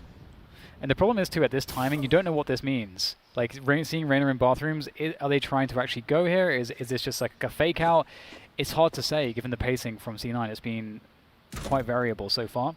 It's a really cool camera, actually. That camera. Bro, Sean, you watching, dude? That's a camera. That's a very nice camera. How do you even get it up there? Oh, hello. Oh, he still got the kill on Dapper, but Shazam trades instantly. And it is more important at this stage of the round for Shazam to survive. So I guess that's one silver lining there for Sentinels. So taking down Sinatra towards the B side. He will get res, but it is, of course, a committed play towards the B side. There it is, the ult from Mitch to clear out some space. Sends it straight away and can't get through the choke point, and that's a spike down. Yeah, but Relix was going to be behind them there, so they've actually won control of sight, or so you thought, because Shazam stuffed Shinobi as soon as he tries to come out. The flash is going to be activated here in a moment's time, but Relix is not going to be exposed. Relix still going to be the only player left alive, and although he was a hero on Split, it ain't going to happen here. 6-6 as we switch sides now. Sentinels on the attack. Let's see what they could end up doing, but a good game for C9, but a better response, I feel, for Sentinels at the latter part of that half. Yeah, definitely they managed to stabilize, and it did take a couple big individual performances. I think we looked to Sick and that 3K that he got with the Bulldog actually as well. So you have to be perfect. And they managed to scrape together some extra rounds. And if we understand as well that there was 2 freebies, well, not freebies, but they won the pistol, Sentinels did, and then they won the follow-up round as well, the anti-eco. So Sentinels are struggling. Even though they got the 6-6, C9 were playing better. So this is kind of scary for Sentinels fans. We'll see if they can find a success again in the pistol. I'm really curious what the defense is going to look like here with C9, especially with that Reyna. Well, the favor is going to be here toward B long. Drone's out too, and TenZ is going to just show himself for a moment. That peek is really important because you want to see what's behind the Owl drone. Sometimes there's nothing. Sometimes there could be 2 players, 1 player. You need to get that info. Oh, but look at Hookah. Look at Hookah. All right, and so Omen was waiting for the paranoia. The Lear's going to come out too. Sinatra does manage to pick up 2 kills as he just flies out of Hookah. He's going to block him off too. Relix maybe could TP over, but you're asking for a lot if he does so. It appears that is actually going to be the case. Zoms, a kill on Mitch inside of Hookah is going to stop any type of flank potential. Relix, he looked to just make a heroic play there on pistol. It didn't really pan out for him, leaving Shinobi to be the last man standing. And Sentinels, Sinatra's been quiet, but I do want to say that even though they were like C9 were in control a lot, I feel like Sinatra was playing more of a, oddly enough, a support Phoenix throughout that defense. He wasn't really playing the aggressive plays that we would be used to him doing. And then he does something like that, and you're like, oh no, Sinatra's right back into the swing of things. Yeah, it was very clear that he felt like he was going to get shot. Like his style can be a bit too obvious, and C9 have been really good at punishing. So he didn't want to sort of bite off more than he could chew and make mistakes like that. And that was kind of crazy. That frenzy double is pretty insane. And that's to start Sentinels absolutely needed. However, they need to also convert here as well. It's so interesting as well in this matchup we don't see the double jet or even a jet on bind. I like that. Oh, Sinatra caught in the crossfire. There goes the wall down as well. Dapper with the trade on device at the very least, and they've gained ground to get a spike down. Managed to accomplish this. TenZ also is going to get swept up as a player comes through that cyber cage. Dapper's going to go for the swing, but Mitch, not a fan of that at all. Oh boy, Mitch is feeling himself here. He's also been a little quiet this game, but Zoms through the structure does manage to land him. Relix is going to be all out in the open here, looking to just try and break up a little bit of this vision as he drops that dark cover. Is going to run into 1, but Zoms hits him right in the face. All right, so we're going to go into the first gun round here for C9 and Sentinels on this second half. And I'm super curious as to what the look will be for C9, whether they'll start off things slow or if they're going to be looking to make some plays early on. And if they've done their research, their homework on Sentinels, there could very well be some things that they're looking to blow up. And this is the time to do it. Yeah, Sinatra will go in for a hookah clear, one curveball in and then another curveball out. But he's been recently saving that. Maybe a Lear to just push them back from 10s. He's going to go for the poke here. Oh my goodness, and then he gets out of dodge. It's so insane. He didn't even buy full armor. Tens actually bought the light armor in this round also. Started out with 25 instead of 50 and only one Lear as well. So he manages to keep it, I think. So that's not a bad start from Tens. And it looks like Sentinels just want to commit onto the B side. I don't think that's a bad choice at all. Deep cage there. That will allow them to get closer in hookah possibly. And also bait out utility, bait out shots. Get more information. This is going to be tough though. Alex, this is very hard to break these positions. There's 3 players on the site ready for C9. No rotations coming in for Cloud9 just yet, but there it is. Vice is going to be joining in on the action. Zoms, a kill onto 10s. He was already going to be very weak, and then Zoms manages to find 2. Shinobi also weak in the back. Oh, 30 HP. Vice right outside. Around the corner is going to be Mitch inside of hookah. Vice did get the tell that one player's inside of metal. The spike also going to be played there as well. And Mitch has nothing to try and break into this site, so they're just going to have to do this just old-fashioned with guns. Vice against one, but Dapper, he's too good. He won't get tricked out like that. But it was a good effort. Now Sentinels, they are going to go up by 3 here, that first buy round for C9. Costly, their economy, as you guys can see at home, in tatters. And Sentinels know this. They're going to take advantage. Sentinels are also... they have the ultimate advantage. They're a bit closer to their most important ultimates, especially the ones like Run It Back and the ones that can initiate, as well as having the Orbital Strike online. The Reds is not far away.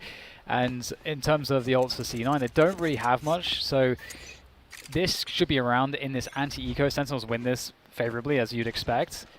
Sentinels are going to be they're going to have loads of options going into the buy round. So it would be nice to see if C9 can facilitate at least one ult pickup here and maybe a couple kills.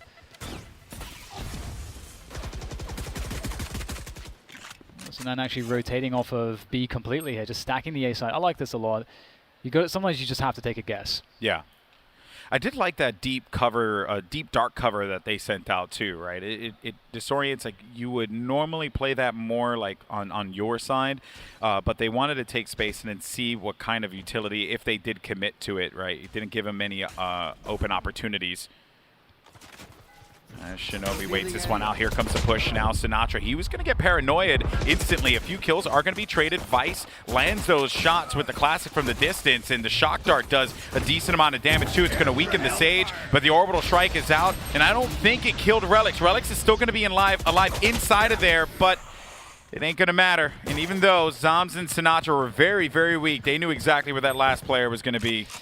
Thank God for Zoms. That actually got way too scary. It did. The 2 players left alive for Sentinels were very, very weak indeed.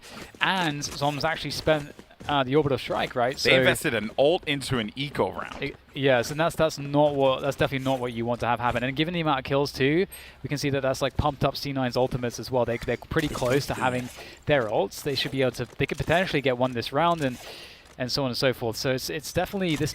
We could start to see a momentum shift if C9 can find a better approach. They're going for the heavy B split commit as well early on. There's no default here, and there's info for C9 on the defense. They've got bathrooms completely cleared.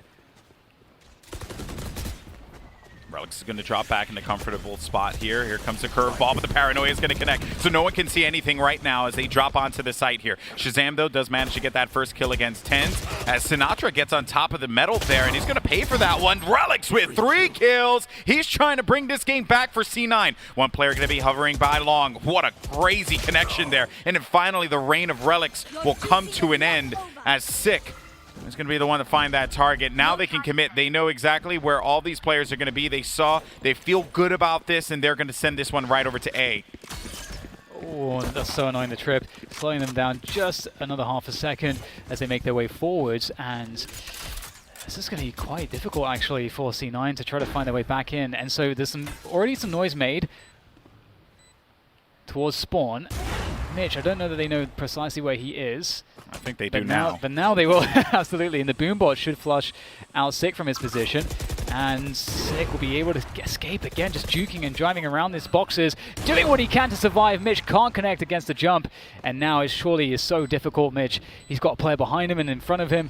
And he's just got this operator. He's got to be quick. And he is. Oh, is he going to go for a stick at least halfway? And he doesn't get the flick. It's so close there against Sick, but all these rounds of Sentinels are winning. It's just they're going down to the wire each and every time. C9's playing them close, but look at that scoreboard, man. They've won 8 rounds in a row.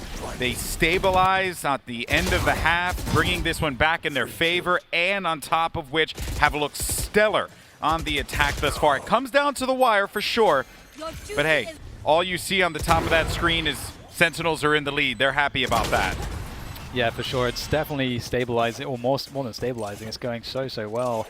But here we do have a bunch of ults available. We've got that rocket ready to go for C9, and also, you know, Reyna with the Empress also. And I wonder, you know, if C9 have any set pieces behind some of these ultimates that they want to bust out in a situation like this. It's been pretty interesting to see that C9 are just receiving Sentinels at this point, and they're not playing too hard for information necessarily. The previous gun round, we did see them go for the bathrooms control, but that's fairly standard. Other than that, they're sort of just waiting for Sentinels, and Sentinels have been going pretty hard into some of their set pieces, I have to say. These B splits, they've been really trying to force them. And they've never really given Cloud9 a moment to breathe, and have met the aggression, or C9 have met the aggression with, you know, a few questionable results here. Perhaps they can find a way to slow this one down, get the advantage in their favor. Relic's going to be playing a different position here. I think they may, yeah, they saw that one. You're dead. Snark just going to call it out as well as with that run it back, setting it straight forwards to see what he can find. He's going to actually force them to use some cages. He's even going to take down Relics. That's a huge win for Sentinels off the back of the run it back. They can comfortably push his sight here, but Tens, he has other plans. He's trying to hold him back. He's in Emperor State 2, so he will be overhealing as soon as the kills come in. They're waiting for it. They're waiting for it. Another kill there. Finally, Sinatra stuffs Tens. Shazam is also going to be joining the fray as well, but the rotations need to come in quicker as Mitch has that showstopper. Maybe could try and end this, but I think they're also playing a little concerned because they've been going for that TP in the past, and that's what happened in that last round. Now Mitch has no other choice. He's only going to have this Bulldog here. Spike going down, and you have a lot of members of Sentinels that are going to be very, very healthy. This is looking like it could be match point for Sen. Yes, very hard to make this work. The elevation from Sinatra there. They had every single choke point covered. It's 12 now for Sentinels, 1 away from tying up this series and forcing it to a third. I think it's fair to say that, you know, C9 have impressed us so immensely in this series. Even though they find themselves 6 rounds behind, I feel like we cannot count them out given the skill that is in their lineup. But I think that it's also fair to say that Sentinels, with this composition that they have, are finding more success in terms of having options to really have these successful site takes. So they've been going for more site take oriented styles as opposed to defaulting out and playing the information game as much. And I think that's partly because of the fact that C9, they are now starting to turtle. They are, well, not now starting, but they have been turtling little by little as each round has gotten more and more desperate. Cloud9 take less and less risks. You know, safe plays like pushing showers is one thing, but beyond that, they haven't really done all that much. Now Mitch, though, he knows Zoms is going to be hanging out over here, and he wants to go in for this kill. But Tens instead is going to pick this one up. Now Shinobi from the backfield. Oh, does not nail those shots. It is going to push back Sick, though. And then Mitch responds, gets the kill, giving C9 a bit of an advantage here. Ooh, there's a showstopper. However, they just disappear from the short position, so there's nothing for it to connect with. But it does waste a lot of time, and they have spike control on the A site. So with that said, Shazam will pick off Tens. Oh, yeah, I didn't realize the spike was there. That is huge. And we have a push in bathrooms coming through as well. This is going to be interesting because I believe Sinatra's on the other side of it. And this 1v1 is really important. Sinatra, he is able to force some bullets out and he's going to get the edge in the fight. The utility exchange here of both players. Neither player actually gets a kill out of that. That's kind of crazy. And the next action is going to be short here, of course. And it looks to be on a total lockdown. Sentinels, having lost that spike, that was just too much for them to handle. As the time ticks down, Sinatra is going to be forced to try to make something of this, but it's really inevitable, and Relics will take him down. Not quite there yet, though, DDK. Not there. While C9 have been, I think that was a good response. I think TenZ getting the kill on from Heaven to Showers from Zoms, like they took the orbital strike out. And then Mitch also was able to answer back. Like those two interactions there, like that stopped everything. But how often is Sentinels going to get baited into that, right? I don't really see that happening all that much, especially with this advantage that they have on the scoreboard. And we might get a change of pace here from Sentinels, just going hard into this B-split. Hookah and B-long take. We get an orbital strike on Garden instantly. There must have been an Ice Orb set up there as well. We'll have to see later on. TenZ is going to be trying to keep hold of this Hookah position. Spray down through the cage. That's very unfortunate for TenZ. Sick takes down Relics as well from the Garden position into B. And it's suddenly looking very, very bad for C9. More damage is going to be outputted, but it is just going to be down to the only player remaining, and that is Mitch. 1v4. You got to make a play happen, but you're going to be blocked off by this cyber cage. Ladies and gentlemen, we could very well be going to a game 3 here, unless Mitch pulls off something spectacular. But boy, oh boy, it will be insane if he's able to do this. I do not foresee that happening. It doesn't take a rocket scientist to point this one out, as Mitch is just dancing around the corner, looking for an opening. But Sentinels know that they have this thing locked down. They have it won. They're just going to go for a few pre-fires. Now they have found where Mitch is going to be. He gets tagged up. 49, and Sentinels win. We're going to a game 3. What a great recovery from Sentinels. You got to give it to them in the sense that the first half was such a struggle, and you can definitely put that a lot down to maybe the composition, the attack. Definitely favored the way that C9 like to play, and TenZ on that Reyna. Oh my god. Yeah, the Reyna for TenZ has been awesome to watch. The problem is that at a certain point, I do feel like once that Sentinels figured out how to stop that, like it didn't play that big of a role anymore. It was just TenZ making great individual plays. Also, they didn't get much value out of Showstopper, if at all ever, so that was another problem. And it just felt like for that matchup, even though that was going to be Cloud9's pick, it just went right into Sentinel's hand. But, they won split, so that is the advantage here. I think Cloud9 were probably feeling themselves. They were feeling confident that they were going to be able to pick up this win and end this 2-0. But Sentinels, they had another plan. Yeah, it's such an interesting dynamic between the two teams as well, because we didn't really see operators. Shazam really was the only operator on the Sova, and because he's not playing something like a Jet, we're not really seeing that much aggression. It's mostly more passive. We see a couple creeps here and there, but if we go onto the other hand and look at C9, there was really no operators at all, use of them on bind, which is it's refreshing to see. But perhaps that was also part of the issue in terms of their defense. They had a lot of trouble having as much or being as imposing, I think, as they would want to be, given that if you swap out that Reyna for the Jet, the Jet's much more deadly on that defense, because you do have to worry about the fact that Jet can, for free, be more aggressive. Yeah, agents are everything in this game. How you pick them, how you play them, it's always going to be imperative to your team's success. And one agent in particular that is pretty darn awesome, and you see in almost every single composition, is Cypher. So let's actually learn a little bit about how this agent plays and the ways that you can learn as a Valorant player. Enjoy. Yeah, it's one shot, now the future is yours. Go! Cypher's main job is to delay opponents and to gather information for his team. Careful and unpredictable placement of his utility is key to maximizing its impact. As you can see, there are lots of sneaky spots to use around any given map to keep the cage locations unpredictable. His cages can be used to block line of sight for the oncoming attackers. After triggering your cage, the following options are afforded to you: to reposition after being spotted, to slow down the attackers or discourage them entirely from entering the choke point, or to create so-called one-ways, which will allow you to see your attacker's legs, but they will be unable to see you. Cypher's tripwires are also another option that will allow you to slow down your opponents as they try to make their way through key positions. Moving through a trip reveals your location and slows you down until you shoot it. This is particularly useful when opponents are trying to rush through smokes which contain tripwires. As you can see here, pushing into the site with these cages and trips up is freaking scary. Camera placement on defense is also key.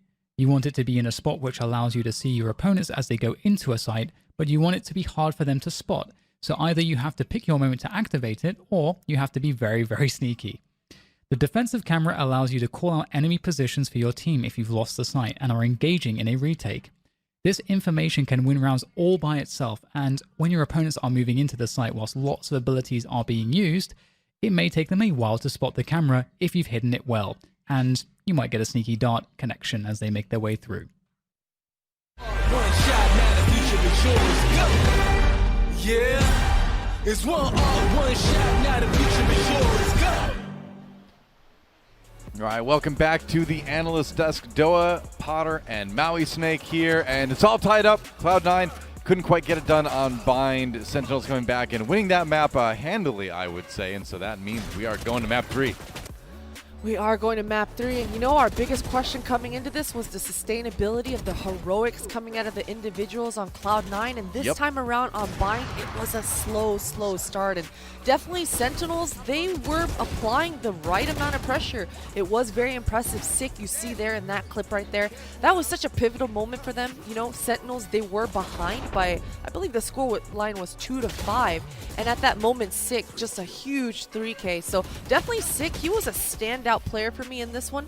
Clutch reses, clutch moments, and this was Sentinels in full control, even with Sinatra at the bottom of the scoreboard, which is impressive. Wow, I think that's the first time I've ever seen that. Sinatra's at the bottom of the scoreboard for kills, and tied for most deaths on his team too. So despite, the off map for Sinatra, Sentinels getting it done. Yeah, but Zoms actually came up big. I was kind of criticizing him and how he played the 1v1 last map before this, but this time around, I really liked the way that he used that Brimstone today. The way he was using the orbital strike to clear out areas, slowing down the offense when Cloud9 were attacking on that A site. He had one pivotal orbital strike that actually pushed them off the site, allowed the rotations to come in. It didn't find any frags, but actually the fact that it just bought that time was really smart of him. So props to him. Tens, though, as always, topping the scoreboard, just he's so dominant as an individual. It's crazy to see it, the way he's able to make Reyna look so crazy. Like, most players at this level won't pick it because maybe it doesn't fit into a team comp, but Tens just dominating like that. Cloud9, they're finding a way to fit it in. It's a shame they couldn't pull off the victory here because of that performance, but I just need the other players to step it up right now. Yeah, I mean, Tens pretty much tried to put the team on his back and carry them that game. 22 kills, doing a ton. Mitch, who you mentioned, that's a player that's usually good for a few more than he was able to give. So kind of seemed like a little bit of an off map for C9 in general, but we'll see if they're able to pick it up. Let's take a look at a few specific replays from that last map. We've got round 5 first of all, and this was a little bit of a push that we saw going towards B. Yeah, this is just an interesting play that comes out from, if I'm not mistaken, it should be. Okay, we'll get there. It's kind of an interesting play from Tens here. The way that he's actually able to use the dismiss, just pushing Reyna to the fullest extent. We'll see the kill in just a moment here, but that's the setup over there towards the other side of the map. But this is actually C9 more or less walking into a stack. But Tens right here finds this opening kill, and look at how he uses dismiss. I think that's just something that creates so much crosshair disruption for Shazam, and it allows his teammate to find the trade frag on top of it, or the additional frag, that is. Right, using it for the free peek is pretty nice sometimes. Yep. So our next round is going to be round at number 12. This was Cloud9 attempting to get something done on A, but it seemed like Sentinels was ready for them yet again. Yeah, this was Sentinels in full control. Solid retake. All this information that Dapper's able to gain here. Tens, it's ridiculous. He still gets a one-tap here and is able to punish Dapper, but the fundamentals coming through strong for Sentinels. They're able to hold down the fort here, even pushing off Mitch of this angle. And yeah, as this round just kind of plays out, you're going to see the movements coming through. Sick. Oh, actually, yeah, Sick. Sinatra got picked off all the way towards that B fountain area. Sick is able to get the res off and make this rotation happen. And Sick is actually so clutch in this moment. I believe he's the player that wins out the round at the last minute. Well, they need that from him from time to time. Sick not only known for, using the utility, but also for getting the kills as well. Let's move on to round number 16. And this was one where everybody loves a Brimstone all from time to time. Everybody loves an Orbital Strike, the zoning it can do, the damage it can do. Let's check this one out. Yeah, this is just Zoms using it on a round to secure it. It's more or less an anti-eco, kind of an anti-half buy, I think, for the side of Cloud9.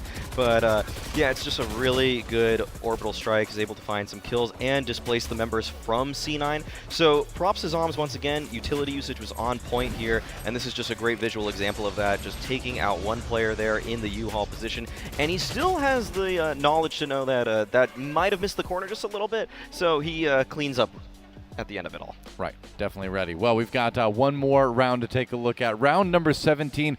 We talked about Sick a little bit already, but yeah, the res is coming up clutch sometimes, and this is, I believe, one of those times. Yeah, this is the round that I was actually thinking of, and in this round, Sick is, it's ridiculous how quick Sick is making these decisions. He starts off the round at B, makes this trade happen because Relix was about to have a highlight reel of a moment, reses up his teammate and Zoms. They make a quick decision to book it towards A. And the crazy thing about this round is Sick is the player that plants the bomb, or plants the spike rather, and he's in such a tense moment, but he's the player that actually ends the round as well, being the last survivor for the Sentinels side. So Sick was just having one of those series, one of those games actually, that he could do no wrong essentially.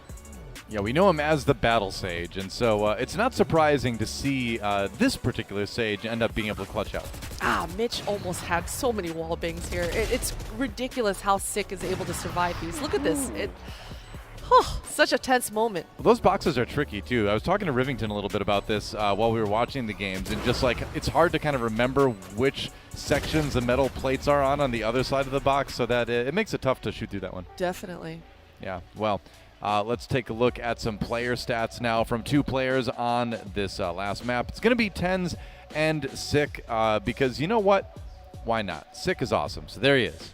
Yeah, Sick, of course. We saw a couple of his highlights there, and Tens. This guy is just a monster every single game. I said it, and I still mean it. He's the best player in Valorant. I'm not going to I'll argue with anyone about that, actually. All right. Hashtag PopFlash at Flashpoint. That's right. Just send it in. Just send all any case you have for anybody else. You can start a public argument with Maui Snake. Yeah, sure. Send it over or start the discourse. But Sick, great game for him.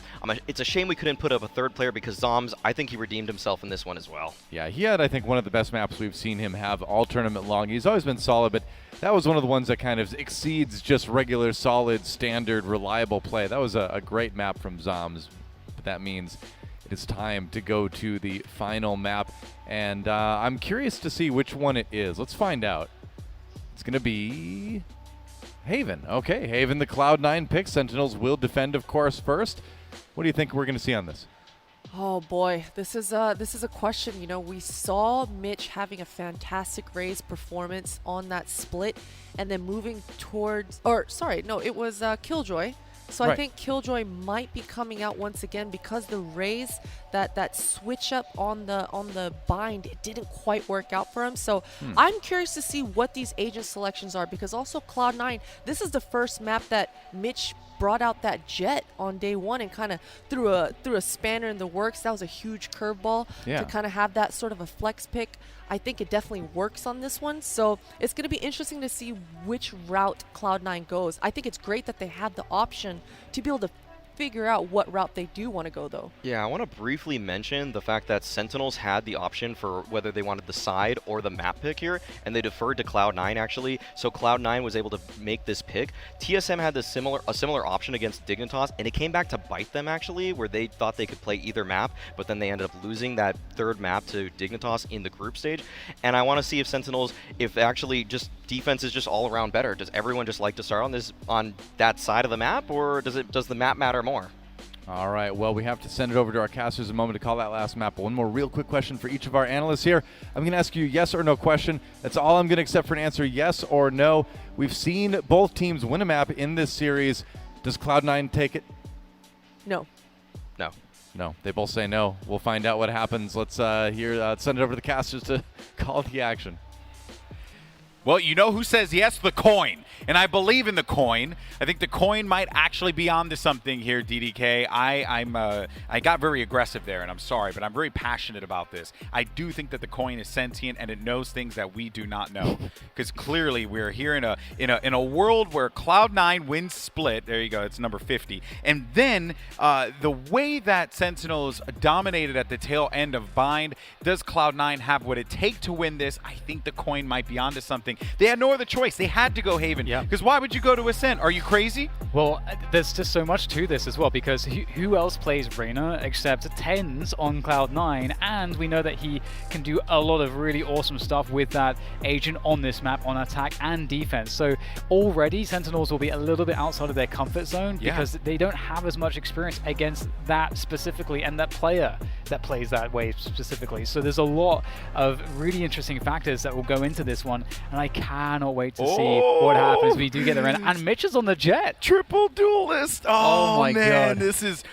this is good. This is delicious, man. This is like a nice Japanese curry dish laid out in front of you with all the gravy. That's what we're getting, folks. Hope you guys got your popcorn. You're ready to go, because this matchup could be very, very intense and could go the distance. Let's see now, though, as the pistol is about to begin, and we got C9 on the attack, by the way, favoring this A site just to try and see if they can get some info. Don't get anything. Yeah, Relics on that raise. This is going to be so interesting. And they've shown presence C long, they've shown presence towards A long and A short. Right now, Sentinels, again, as for much of this series, you know, C9 have been good at obscuring what they're actually doing on this attack. So Sentinels may not know until it actually comes in. And there's this exchange, this long-range exchange. The spike is also nowhere near the C site. That might even pull rotation. Now, Mitch has got to pick towards the other side of the map. And all of a sudden, Sentinels are left with almost nothing. Just Dapper and Sinatra is all that remains. Sentinels have zero information. He's going to see 3 players here. Does manage to pick up 1 kill. But I think now this is where you're going to start to see Cloud9 going for the commitment. 44 HP for Dapper. He has to bail out of this one. The paranoia is going to knock him back. But Sick is there, and I'm also just want to say, Sick on Phoenix, yes, I'm all about it. But look at this. Now that that curveball went off, they have all the safety in the world to just send this one over to B or C, whichever, right? Pick of the litter. And Relics continues to harass them on the A site. So they have nowhere to go.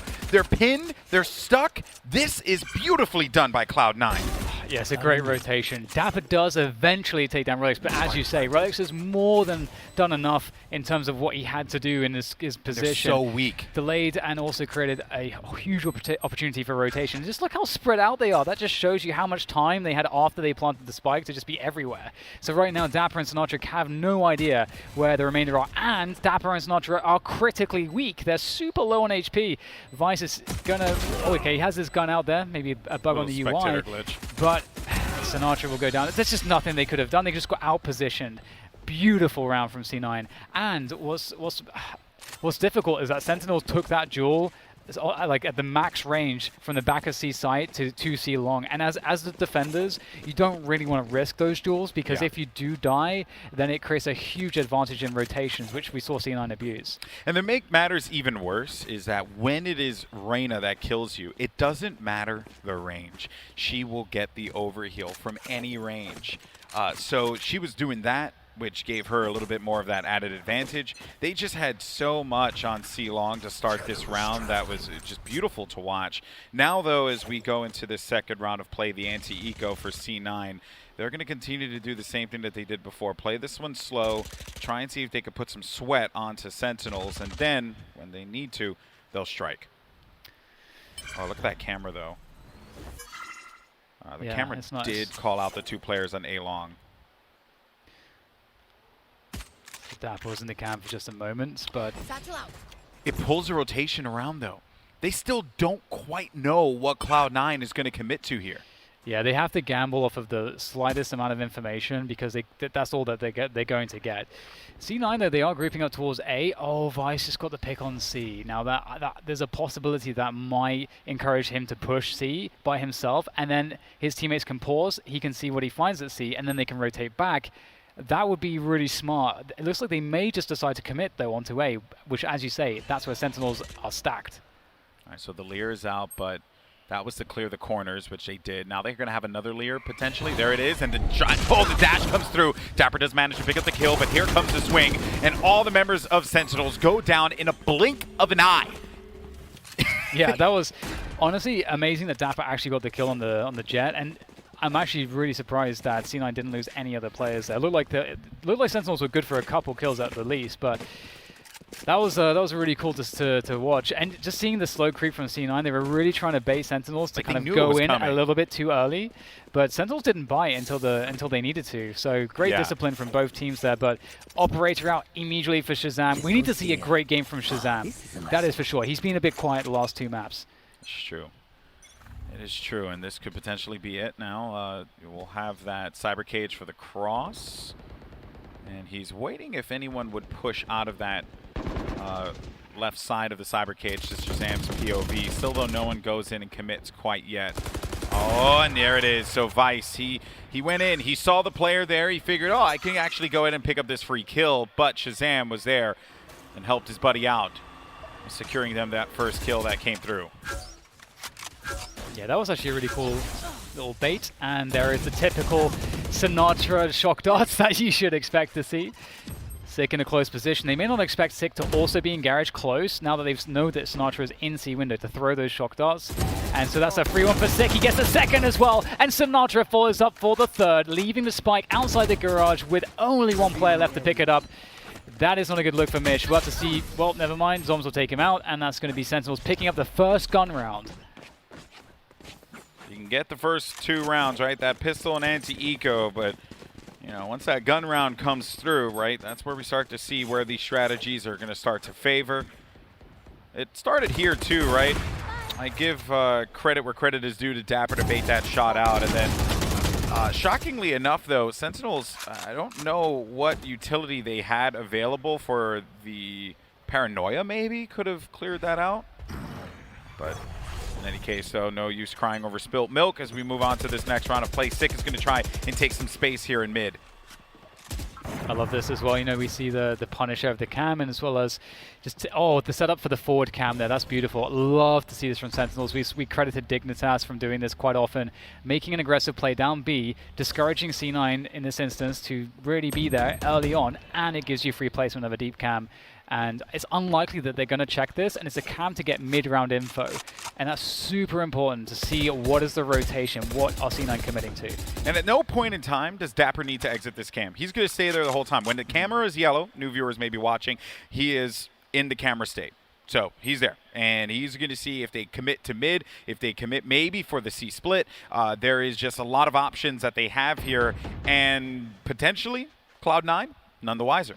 Yeah, this is just such huge information. It's insane how much this should tip everything into the favor. But Tensa's already in the dark cover. He's going to punish Sick. Oh no, that is such a problem there. We'll have to see if there can be a recovery as Zoms is playing at the back of the site there. Sinatra will make his way through Spawn. They're trying to get to Zoms, trying to assist, trying to play the dark cover. The spike's going down. Oh, Sinatra! Oh, he's able to punish through the dark cover. That is such a good play. That will serve to delay things here. Yeah, but they've lost some more players, though. Vice might actually... Oh, well, I stand corrected. They were losing players, C9, but Sentinels, they were going to take the terrible end out of that one, and now it's just going to be left up to Dapper by himself. Garage with this Phantom. They got a few, I think, 10s very beat up, very weak. Put down. We'll get that 1 kill. Maybe he can actually make this one happen here. He's just trying to play the angles, but he trades out the gun, thinking that maybe it had a little bit more ammo. That would be his only play there, but and not reloading so he can respond quickly. It's going to be Cloud9. They got very aggressive, and they managed to just pull Sentinels right into this. Also, let's not forget, Zoms got pinned, and she's got beaten up by those paint shells, too. So he had no options. That round was so close, too, because Sick with the run it back, it's a really good play if... No one was there. Yeah, if he was, let's say, 3 seconds earlier, so that Tens couldn't be in the dark cover to punish that, Sick can probably get the assistance that he needs to survive the punish attempt. So that would change everything, but such is attack FPS. It's all about the timings, the seconds, the milliseconds. And we get 6 just staying in garage for now. And it's a mid presence from C9. They may just actually commit into B here. They do have the option to do that. But look at the attention from Sentinels. They are all in position to deal with this. So C9 need to create some presence elsewhere. They can actually get garage if they want and then double back out. We'll have to see what they intend to do here. Oh, wow. Okay, Shazam is interested in maybe taking some aggressive information here with his team.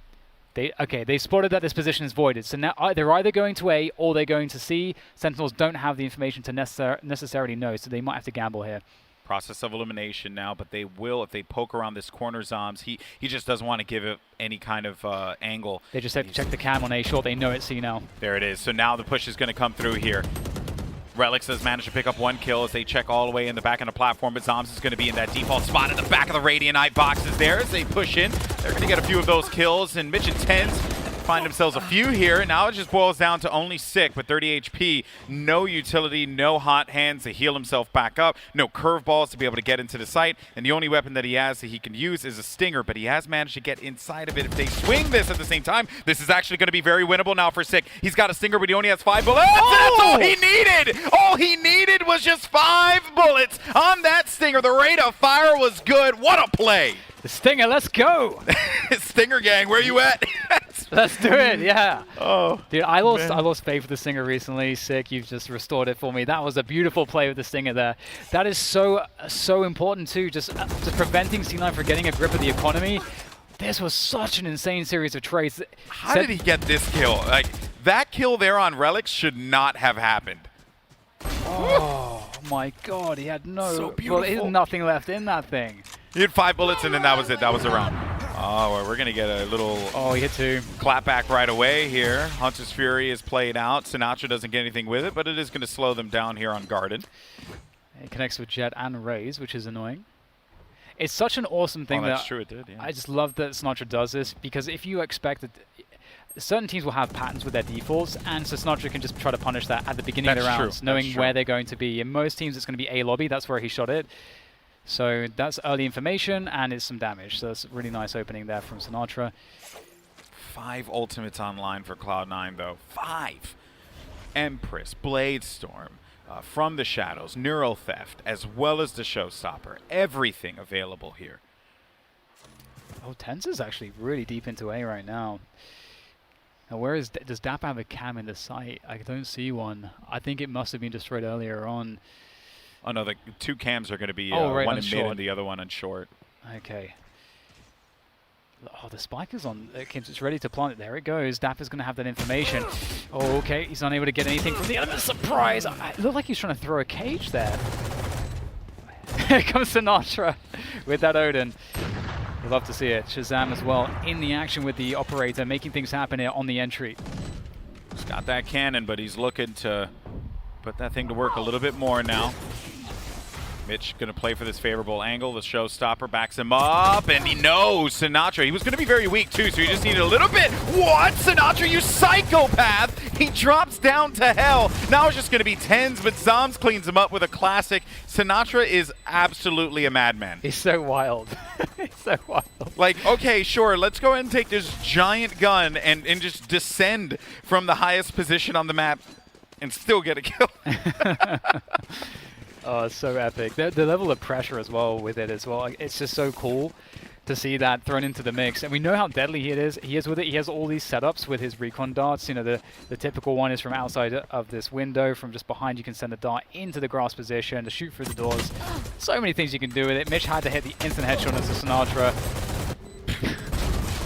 So beautiful. I remember casting one of the first Valorant events. I think you and I did this together. It was Twitch Rivals. Yeah, and Sinatra busted out the Haven, was it Sova Odin play? Yes, and we're just like, dude, he's trolling so hard. And then he does it in comp, and you're like, this is ridiculous. And I remember saying on the cast, I'm stealing those arrows, and that's exactly what I did after the broadcast. so I have that in my memory banks for the trolls.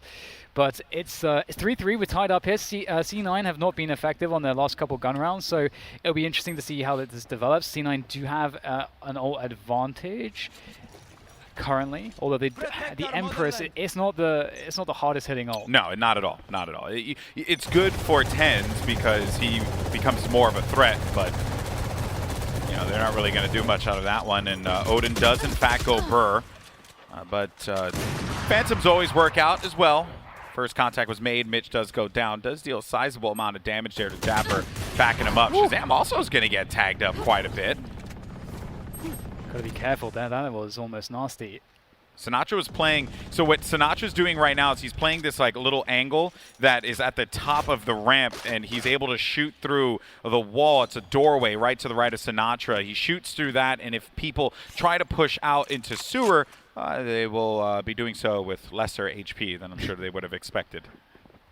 In for a bad time. Oh, this is actually quite interesting. So there was a trip on the right side. Okay, Dapper didn't realize how deep they were, and he's going to take one in the face. Now it starts to get very dangerous. That's an operator. I don't think that Relics can get to it. No. But still, 3 versus 3 here for C9. They've got the spike down, so they've got that time pressure on Sentinels now.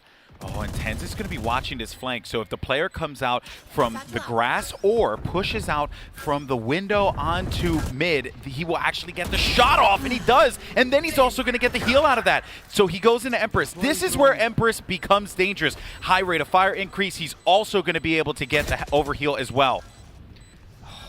Odin is perfect for this as well, and Sinatra will finish off Shinobi. There's just one left to go, but it's Tens with that Empress, just as you said. The Leer comes out. The jumping classic from him is so classic, and here we go, sticking it, spinning around, and Tens, he's going to find it in time. Oh no, just that's such a crazy situation. Alex, how did it come to that?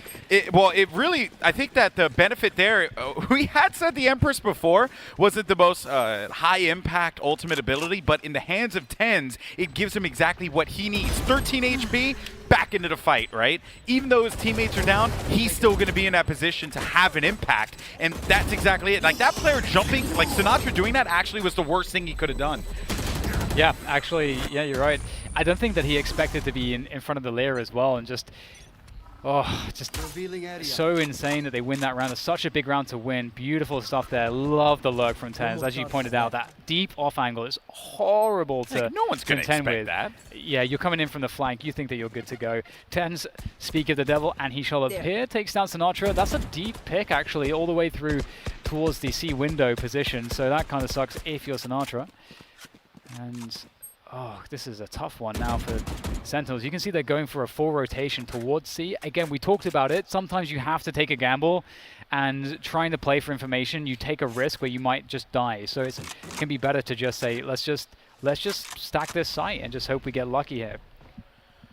Yeah, worst case scenario, you end up playing the retake. But this is going to be now a gamble paid off, potentially, as Mitch is waiting for this dark cover to go down. Now it will be cleared. He's going to be that contact point for them. I would expect Zoms. I think he's in a current state waiting for the paranoia. So once they get an inclination that he's there, the paranoia's been dropped. They're going to drop theirs in turn. Dapper's going to be playing far back here by the platform. The flash to try and respond here for Sinatra, forcing them back. He'll go back to the comfort of that blaze wall. Spike's also going to be located on the C site. Now, with 20 seconds remaining, they're going to have to force the issue here. But as Shinobi pushes forward, he gets tagged up. 4 kills for Dapper in that off angle right at the back of the platform. Beautifully done. And it was because Zoms hit that nasty paranoia. And just such a great stack towards that C site as well. They did so off of really not any information. They lost a player really early on towards C window, decided to just stack the C side of the map, rely on having the trips towards A and play retake towards the A site. And it just worked out super well for them here. I think C9 would have been very surprised to see so many players there ready to go. Think about it like this, though, right? Like, because of all the utility that was on A site, they at least knew that if they went for the hit there, they would have been okay. And here we go. Sinatra is going to start these rounds off again with the default. He goes right for it wherever that usual spot's going to be, and then Dapper pushes forward. What a nasty shot there from Dapper. Relics and Vice are going to be kicking themselves for that one. And this round starts because Sinatra applies pressure instantly. Oh my goodness. There's just no respect. No respect. Oh, he's just unrelenting with the Odin. It's just like the perfect gun for him and his personality. It's just like, it just looks ridiculous, but it's actually utterly savage at the same time. It looks even more ridiculous because he has the glitch pop skin on it too. Yeah. Oh, it's brilliant. And that will have Sentinels 5 against the 4 now, and even dashing away, but that Sinatra just catches him on the third. Third go of the Hunter's Fury. Beautiful That stuff shot, there. that second one was disgusting. Look at this here. I know we're going to get the slow motion. Yeah, thank you so much, production. Ooh. And so a quick point here as well is that like Dapik is going to push up that far because when the Hunter's Fury comes in, it's going to actually clear out that position for Dapper to push forwards and take advantage of that. Oh, gotta be very careful. They're playing a dangerous game. There's the run it back. Another push is facilitated here. He's going slow. Now not because of the Hunter's Furies, but the run it back instead. And there's a catch onto Relics. That's a beautiful pick. They'll try to maybe get a punish, but the smoke is there, so it's unpunishable. That's a great opening. Again, Sentinels start another round with an opening kill, thanks to an ultimate setup.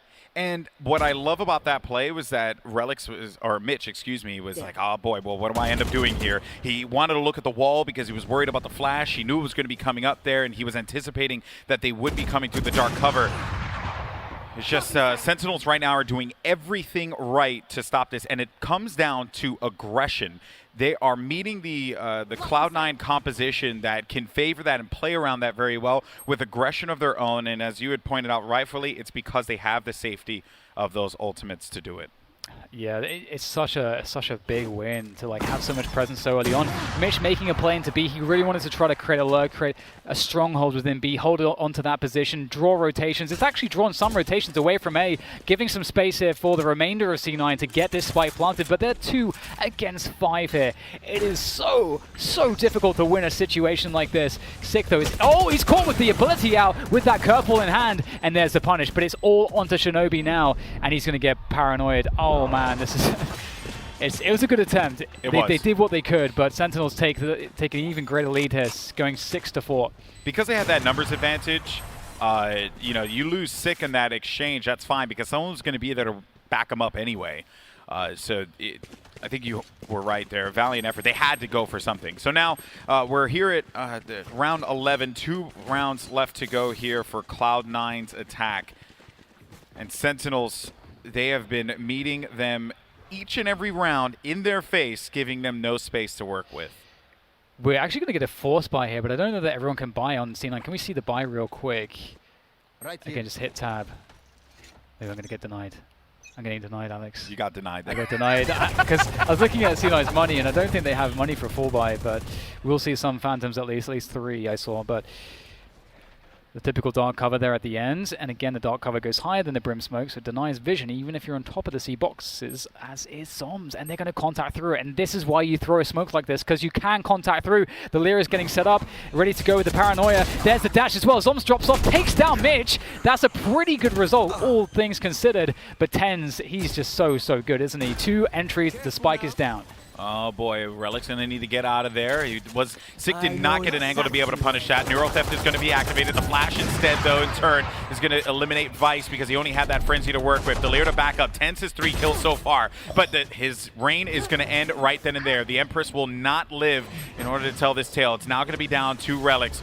Relics gets through the Blaze Wall. Oh, he gets through the Blaze Wall, but he tried to take out the rocket instinctively, and it doesn't work out because the changes to raise her rocket doesn't come out quickly anymore. Oh. Oh no. That was an excellent round from Shazam, though. Shazam shut down Tens instantly with the first dagger, and you basically have to kill Tens with the first shot. Because if you don't, he will kill you with his first shot. So, and it's pretty reliable, it feels like. I mean, just look at the as you said, the reign of terror that was put onto the Sentinel side, and it was a flick such as that, that was necessary to prevent. I mean, the round was still very close here, but Shazam, we said he had to deliver more in this match. He did not need to use the rocket. Oh I know. Man. I know because you're raised, so it's just like, it's in the back of your mind. Like, I'm just going to use this rocket because I'm going to get a kill. Oh, I totally understand it. We get another contact up C long. Maybe they feel like they should have won that round. Are they going to commit to this? They're all here, so it looks like they're going to commit to this.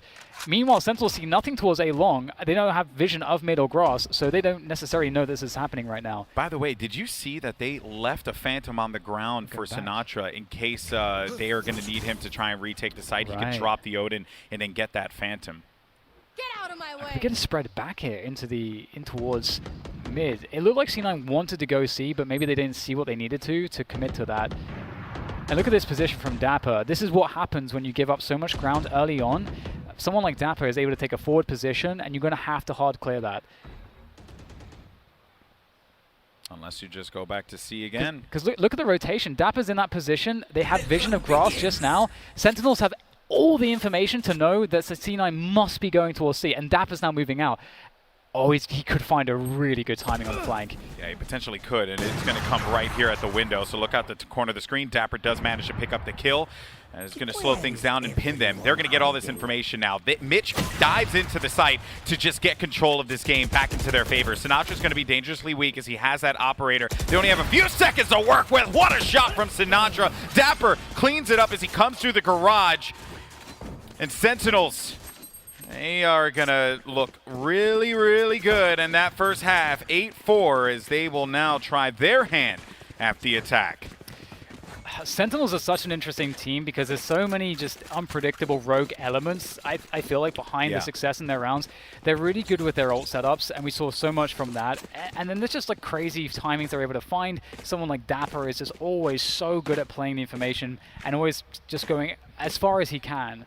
And Sentinels just, there is this X factor to them that's so hard to nail down. And C9, they have to do so much now to get back into this one. I always talk about the playbook, and I wonder what that playbook is for C9. What do they have left in the tank to deal with Sentinels? Because Sentinels, it seems like, ooh, that's fatty. Ooh. That's a fatty. Oh, that's a nice one. You got a lot of value out of that one grenade. Of course, Relix doesn't know that, but I'm sure when he goes back and looks at the stats, he's going to be like, oh, that was a good one. I'm probably going to go for that again. There's no Sage as well. There's no heals for this. Dapper's going to get himself around the back of the box to take down Relix. He's found a timing, so at least they get the sight. But as you say, you know, that is a meaty nade, and that could play a big part in this one. You got a lot of players that are going to be beaten up. I got to wait for each other to group up. What do they have? Mitch has a cloud burst, but do they have a paranoia? I think he's setting up for one. No, so yeah, there it is. There's the paranoia. So now they're going to go and play off of this here, try and see if they can punish some of these weaker players. As Mitch is going to get the first kill. Sinatra's going to swing around the side, but he's immediately going to be dealt with there, courtesy of Mitch. But Shazam finds two. Now, though, it's going to be Mitch at 10 HP, but will get wiped out immediately. Now Dapper, alongside with this one, Shinobi. He went inside of the dark cover, the Thunderdome, and he ended up losing that battle. Sentinels, they get themselves their first round win here on their attack. That's a really good effort, and it's just off of a very simple pistol, just basically sending it behind the cage. And it's nice to see that every so often, because sometimes teams will try to make things, like the standard is to try to bait out rotations and try to like make people really uncomfortable. Yeah. But sometimes, like, because that's so expected, it's unexpected to just actually just go in. And that's just flat out like straight up Valorant, right? Yeah, exactly. Just take the side, go for it. And that's a great start for Sentinels. They just have to be okay on the anti-eco. You know TenZ is going to have a Sheriff. You don't know where it's going to be. But that's really all that you have to worry about. Oh, dear. Okay. This kind of changes things up. As I was saying, that TenZ gets the kill, and so does Mitch. So now this gets very interesting. Did they get any guns out of that? I wonder. I think they did. Well, now Shazam right outside of this, so... They did not. Yeah, they didn't. Okay. Thank you, observers. Yeah. Appreciate you, dog. Now things slow down. Relic's going to be playing this cross here. He sees one. All right, gets the intel that one's going to be located there, but Shazam hasn't quite revealed himself yet. Dapper, though, a pickup and a kill. And I can't believe that Relix managed to win that fight against Shazam. Shazam had a Phantom to his classics. He's going to wait for this player to come to the dark cover. Another one's going to be located in the back. TenZ was there to back him up, and they'll pick up some guns out of this one, too. Whatever's left whatever's left lying on the ground. A big, thrifty round win for C9. Yeah, that's awesome to see. That's actually one of those... When you're thinking about C9, you have to worry about losing rounds like that. You have to have good anti-ecos because their players are so sharp. There's a reason why TenZ always has a Sheriff in a round like this. And, you know, Mitch is just sneaky. And there's just so many... Once you get a kill or two, what happens is there's lots of space suddenly on the map, which means that the players with pistols can actually start filling those gaps, and you don't know how to account for their positioning. And then things get weird. Well, we're going to get aggressive and long, aren't we?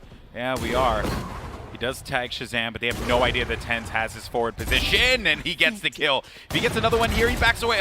Oh, come on. My God! They didn't know. They had no idea. They thought that the play was solely just going to be the op going down long. And now TenZ has even more info. He's about to get flashed, but he'll back away from... he commits. He commits to it. Gets back to the safe haven of the Cubby. He still has his teammate to have his back here. They're going to be very weakened. Sinatraa jumps around the corner. He'll get that gun right back in his possession. The player left alive is Sinatraa. And that's going to be a clean one for Cloud9. It's so scary when TenZ is doing that because it's like you're looking at that, it's like TenZ, you're overcommitting. And then you remember he's playing Reyna. So it's okay. And so it's actually okay for him to do these things because the extra kill hit, if he gets these 2 kills, he goes for the third one. If he gets that 3rd kill, the round is 100% just done. So given how he can mitigate the risk of him getting traded with the Reyna abilities, it's yeah, that's the Reyna factor for you. You get a lot of freedom when you play this agent. I swear, if I run into you in ranked and you're running Reyna, we're going to have problems because you ain't TenZ. And we get Mitch mixing up the operator position. It's very good to do this because it just keeps, because the way you peek an angle against an operator is different. So move it around a lot and you catch opponents off, maybe like this, and you get yourself an opening pick. Oh, there's no trade. That's sick from Mitch. This is what we wanted. This is what we wanted. Mitch gets 3. Shazam picks up a kill, but now Mitch is just going to go for this. He doesn't care. He wants his ace if it's there, but TenZ does take the first kill away from him, and there's the cleanup, the 4th for Mitch. Instead, Cloud9, they are starting to bring themselves so much closer to this game. And look at the money, man. It's not good. This is a huge moment, but you can't count Sentinels out. They can win on an eco. Absolutely, and this whole point about moving the operator around doesn't. In Valorant, this is even stronger than in Counter-Strike because in Valorant, unlike Counter-Strike, you don't have that many flashes, especially depending on your composition. So you can't flash everything off like you can in CS. True. So it makes stuff like this, where this is the 3rd time we've seen him with the operator. But position!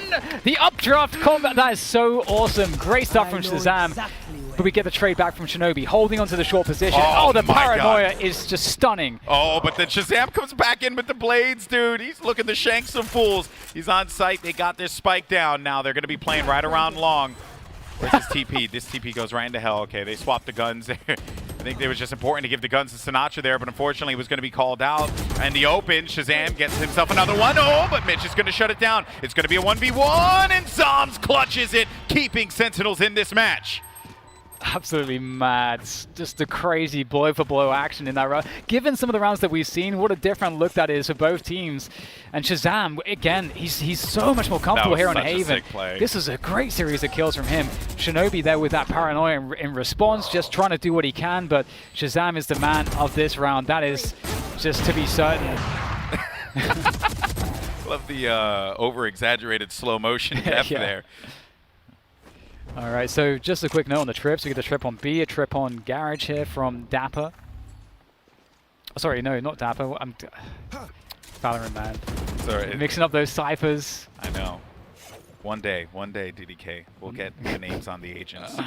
Right, I hope you're listening to us. All right, well, Stick is going to send this one right inside with that run it back, but doesn't get anything for it. And oh, he's get out of there, dude. Oh no, this is bad. Toast. He's got to juke him. He's got to put the Nikes on. Unfortunately, he was going to be wearing some of those Payless shoes, and he'll end up dying there. Unfortunately for him, but Vice receives Sinatraa inside. Vice gets 2. The Neuro Theft is activated, but it's going to be a simple shot with the classic. Neuro Theft still going to be used. And watch out for that, man. Still get burned even then. Mitch has the angle, but Shazam had a better angle. This all boils down now to Relics. They're getting closer. He needs to make this play. He made some noise too, so they now know exactly where he's going to be. Sinatraa Sick, I should say, got that information.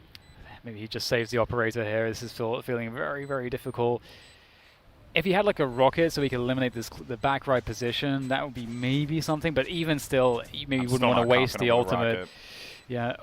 Yeah, well, there is that too, I suppose, but they're just going to hunt him down. It's a shame he didn't go for the operator save there, but regardless, Sentinels, you can see that they're mixing up the pace. The last couple rounds were so extremely explosive right out of the gate. And so this is one of the qualities of Sentinels that is difficult to play against, because if you if you get caught off by that, it just takes one of your players to get caught off by that pace change for them to just start steamrolling. It's hard to strategize off of that as well, right, Dan? Because one round you're like, okay, we're just going to be going pound for pound, blow for blow, and then it gets slower, and then they put some sweat on you, and you're like, oh, well, what move are they going to make? And then out of nowhere, just bursting out into the site. Like, it's been a quality of Sentinels that I've admired watching their games so many times now. And it also is off the back of the ultimate too, just the fact they get the pick around C window. It just, but enough about that. We do have this Paranoia ready to go from Shinobi on A short. Now, little does he know, there's the entire team up against him. They're in the A lobby position. And he's going to re-smoke A long. And this is very tense. Are they actually going to commit here? Sentinels have gone into this just site commit game where they're not defaulting at all. They're just walking towards sites, contacting. Oh, it's going to force out Shinobi. That's a huge win early on in this take for Sentinels. And you're not really going to be... Oh, I should stand corrected. Let me just go ahead and finish that thought in a little bit because Vice is trying to hold this one off. He's going to avoid the Paranoia. What a big play for Vice! But he's not able to stay alive long enough, though. Does manage to pick up 3, so now it's going to be left up to his teammates to try and keep this game going. It's Shazam. He's going to have no armor, 78 HP. But they do have the spike on the site, but not a comfortable spot for them to be able to set this spike down, which they have accomplished that task now. And then Relics, he looks for Shazam, but Shazam was inside of hell. It's now boiling down here to Cloud9's very own TenZ. How does the ace handle this? He doesn't. Shazam is going to end him, putting this at match point. Perhaps this long, grueling game is going to come to an end right here, Dan. We'll have to see. We'll have to take stock first of the situation on the economies and the ultimates. So if we get that tab after the replay, we'll see. We'll get to see. That play with Hot Hands, it's so low effort, and not I mean that in a negative way. I mean that because Hot Hands is an ability he gets back, you know, you could just go ahead and use that there. Clear that side. You can also safely push that as well. It's the advantage of a Phoenix. Shazam, though, you wanted him to turn up this game. He did exactly that. Yeah, and also with the Hot Hands, they're committing to the A side too, so they're just ticking all the boxes, clearing everything, and Sick is actually going to make his way out to front garage pretty quickly. He's not through the doors just yet, and they're going to drone through towards mid as well to get some early information. That will tag TenZ. Oh no, TenZ is caught. He didn't realize they were so close behind that, and now they're going to spring the action off the back of that pick. Sentinels are so good at moving with the action. Oh man, but then Sick just going to burst right into the site. Now Mitch is going to find one. This is boiling down to the wire here, folks. But wait, the action slows down, and that's where things start to get a little panicky. Vice, though, he's been so great this entire competition. We'll get this spike down. But there goes Mitch around the corner. Oh, that's a big kill, making this one into a 2v2. Perhaps Cloud9 have a chance here as Mitch and Vice are going to push this. But Mitch, he's only going to have 69 HP. He's got to go inside of his Cloud Burst and then take this fight here inside. But no, he whiffs the shot. Shazam whiffs the shot. Mitch is going to send this one. And then Vice has his teammates back. And C9 are still in this one. Unbelievable retake coming in from them. Just the nerve, the grit. The Cloud Burst, like juggling, right? He threw one down, he was inside, and he threw the second one down, and he transferred in there before the first one disappeared. Oh my, it's so awesome. It's just beautiful to watch. And just this play, this run from Sick as well. You can see there's the flash. You know, initially it's the punish off of the drone onto the rain, onto TenZ. Then Sick runs it all the way through B, through A link, walls at the spawn, and then just gets into the site to set his team up to plant. And with the Spectre, Mitch is able to get 2 kills. As you said, with the Cloudburst, it's just honestly unquantifiable. You cannot predict any of that. And it seems like Cloud9 might be able to stabilize if they're able to obviously win this round. Maybe they can force out an eco from Sentinels. They're not done just yet, but there's a run it back available here for Sick. And he can use this to get information, to even possibly get a kill if he catches someone off guard. And he's going to clear out Garage. Is he going to go straight to C, or if through the window into C he goes, clearing all of the positions, and Sentinels have C. They're going to play retake. They're going to play retake, and TenZ is waiting this out. Oh boy. He's going to find 1 kill, but he doesn't know. He doesn't know that the Cypher's going to be there, but now he knows! Oh, what? Okay, Dapper gets the kill. I was so worried about that one because TenZ had the vision, and then Dapper, he was like, wait a minute, that doesn't make any sense. Mitch, though, does manage to pick up a kill. Cloud9, they have the bodies advantage, but Shazam is going to even the score here. He keeps getting these shots. It's big for him. There goes the Neuro Theft now. It's going to be used. Shinobi charges right ahead here. Shazam inside of the site. He's going to play this one, but Relic swings the kill immediately. He knows they planned it for long, that there's going to be one player located inside as the shots have been exchanged. He can't quite see the bullet trail, but he can see him when he exits the dark cover. And Cloud9 are now going to force Sentinels into an eco. This is the game that Jess keeps giving right now, Alex. That was so crazy. Again, back-to-back rounds. Sentinels are just playing This play was an insane momentum. Yeah, this was just nuts. Like the fact that he pops that just at the right moment, and oh my god, the snapper actually find him is so unbelievable that he finds him spinning around, completely clueless, playing off of the sound cues, and we're into again the anti-eco. So again, all of these rounds can be won, and I feel like in Valorant especially, these rounds you can, I mean, we've got the knives coming out here for Shazam, so let's not put it past Sentinels to create more chaos here. They have just been brewing chaos like it's their job, and so far, C9 are able to actually be there with them in that chaos performing. Oh my god! Shazam, he's ready for everything, Alex! He is, but Mitch is ready as well, and he stops Shazam as soon as he comes inside.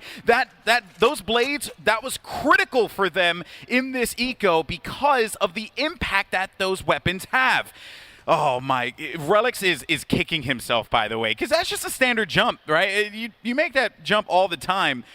Now Mitch has this angle. He's ready. In case Sams creeps around the corner, he'll get the kill, and then he'll tailwind to the right. But he has to be careful not to tailwind into the box, or else he could get swung by the Cypher. Oh, but he does manage to safely get to the other side. You're going to have that counter as well for the Paranoia. Sick is going to wrap the corner here as well. Dapper's going to get the kill, and now things are going to look really good now for Cloud9, but Vice and Tens are still going to be alive here. He needs to wait for Tens Vice, which is exactly what he does. He has 60 HP. He'll get sniffed out by this drone. Doesn't get a lot of information out of this, and they don't quite know where he's going to be right now. Think about the fact that Vice has a potential here to get this kill, to make it happen. Oh, but oh my god! They do get 2 kills out of this one. Tenzo, what the hell? What a play! What a play! I can't... Where did the operator come from for Vice? Where did he find that? Where did he pick that up? Did he like smuggle it into the map? Oh my god, it just defies all expectation that they get back into the side after all that. Again, especially with the jiggling. Oh man. The jiggling there on shore. I don't know why we saw, like, I think it was Sick that actually just jumped all the way across. That was just, it felt like they couldn't have lost that post plant. I'm like trying to look at the replay for answers, Alex. I'm like so focused on it. All I know is that next episode of Immortal Minds is gonna slap, dude. It's gonna be so good. All right, let's relax here for a moment, guys, because even though Cloud9 have been clawing their way back in, Sentinels still have match point, and they also will have some guns. Now, Boombot gives them information, but they don't know how many players are stacking on C-Long. Turns out it's the entire team. This is a great read from C9 because Sentinels have been doing this quite a few rounds now, where they show a little bit of presence and they are going to full commit behind it. And this could go very badly. Oh, the Hunter's Fury will come out there, and the flashes, and basically everything. The kitchen sink is out there, and the trades commence onto the site there. Both teams, everyone is standing up on the C site right now trying to fight for it, but it looks like it's going to be very difficult to take, Alex. Yeah, and now it just boils down to only one member left. It's Sinatra inside of Long. The spike also is going to be on C, so Sinatra just needs to save this gun. He can't do anything else. That's it. The round's over. They invested everything that they could into it. The spike's going to be located right in front of the garage entrance. It's done. It's over. But Sinatra, though, is insane. So perhaps he makes some magic here, and he gets a pick. If he gets a pick, that's actually kind of nice. He has the arrow, but they shouldn't ever be peeking, and they have the spike control, so they should be able to cover everything. At this point, in a situation like this, given the stakes, you definitely play it as safe as you possibly can. Squat on the spike. And you can see how Mitch is holding this angle. It's actually not as safe as you think in pro level Valorant, I would say. Get little gaps like that. The pros are so good, but Sinatra's going to keep the operator alive. And I wonder if we'll see Sentinels just like mix up their style at all here, because as mentioned, C9 read this really effectively. They stacked basically everybody towards the C site to have the best defense you could ask for, because Sentinels have been playing this heavy contact style where they want to get as close to the site as possible with no info or as little info as possible given. Then they explode onto the site, giving you as little time to react as possible. And I don't know what's up next. We have to check the ultimates here. We see that C9, they do have Mitch available with the Blade Storm there. That's definitely something that we can look forward to, given that we're in the last round of regulation. And for Sentinels, we've got the Run It Back available for 6. We'll have to see how they decide to use these, and we can see Sentinels are leaning towards A right now. There's been a lot of disappointment for Cloud9 fans today. So maybe C9 could lift some of those fans' spirits. What do you got, DDK? It looks like we're gonna see C9 go for the mid play. They may try to get the Reyna into the window. So this is something we should look out for. I am worried about that though, because they have. And maybe they want the deep cam placement as well. That's something they have shown a couple times. Yeah, they haven't. Well, yeah, they haven't played. They did play their cam, so they're gonna be playing that one for short. Okay, it's more conservative than I thought. Yeah, I don't think 12-11 you send it like that. But TenZ has done some wild plays before. So he is going to make his way, but it's not going to be this quick approach that we were expecting. They haven't fully invested into A. TenZ is going to make first contact around this corner here, and TenZ gets the first kill. He can bail out. He can bail out. This is big. Oh, but then Zombs, they go in for the trade right away. They knew that they had to just kill that guy as soon as possible before he became a problem. That was huge. I wonder if the plan was actually to bait something like that from someone like TenZ. TenZ actually goes back for more kills. He's so mad. I can't believe that he has that much confidence in a situation like this. You take the 5v4, man, get out of there. Either way, Sentinels resetting back into the A play where the site is effectively just undefended. Yeah, and they know that this is going to be swinging for A entirely because they did from the shadows, the Omen teleport. Now the no kills come through, but they'll get site presence and they will place this spike down. Now the pressure is going to be on Cloud9. A Blade Storm's out. Mitch has an updraft. He also, but the kill comes in, and that's going to be from behind too. What a huge play from Sinatra on the flank. They have no choice. They got to go into the site now. Oh, he's going to do the TenZ play. What a big play there from Mitch. He gets one kill. He's looking for another. The flash, it connects. It's going to force him back. He's going to continue to dance around this here, but now it boils down to the final moments. Mitch, he just picked up 2 kills. Mitch in a 1v1, but he can do it, and Sinatra saves the game, and Sentinels moves on, but Cloud9 did not make that easy. Oh, Mitch, he was so close to the headshot. You could see he was trying to take some time with the last 2 daggers. He was taking as much time as he could to make sure he nails that shot. That was insane. That was a beautiful game. That was a beautiful game. That was awesome. That was so good, top to bottom. Just round of applause for everyone that was involved there. I mean, everyone wrote C9 off in a huge way. Yeah. And they almost just won the series. You know what it is? We wrote C9 off, right? Because it makes sense. So many tournaments, Cloud9, they do well. They look like they are a dominant squad, like top 3 North America. Then they go up against the top 2, the TSM or Sentinels, and you just see them get completely outclassed. But this time around, it's apparent that Cloud9, they have been putting in so much work to grow, in a similar vein to what Sentinels did. Now, what's also happening is that the rest of North America, as you know, Sentinels and TSM level up, everyone else has been growing as well, which is the reason why we're seeing Envy perform so well. Even Immortals, when, unfortunately they didn't have Dicey today, but they also have been playing incredibly well.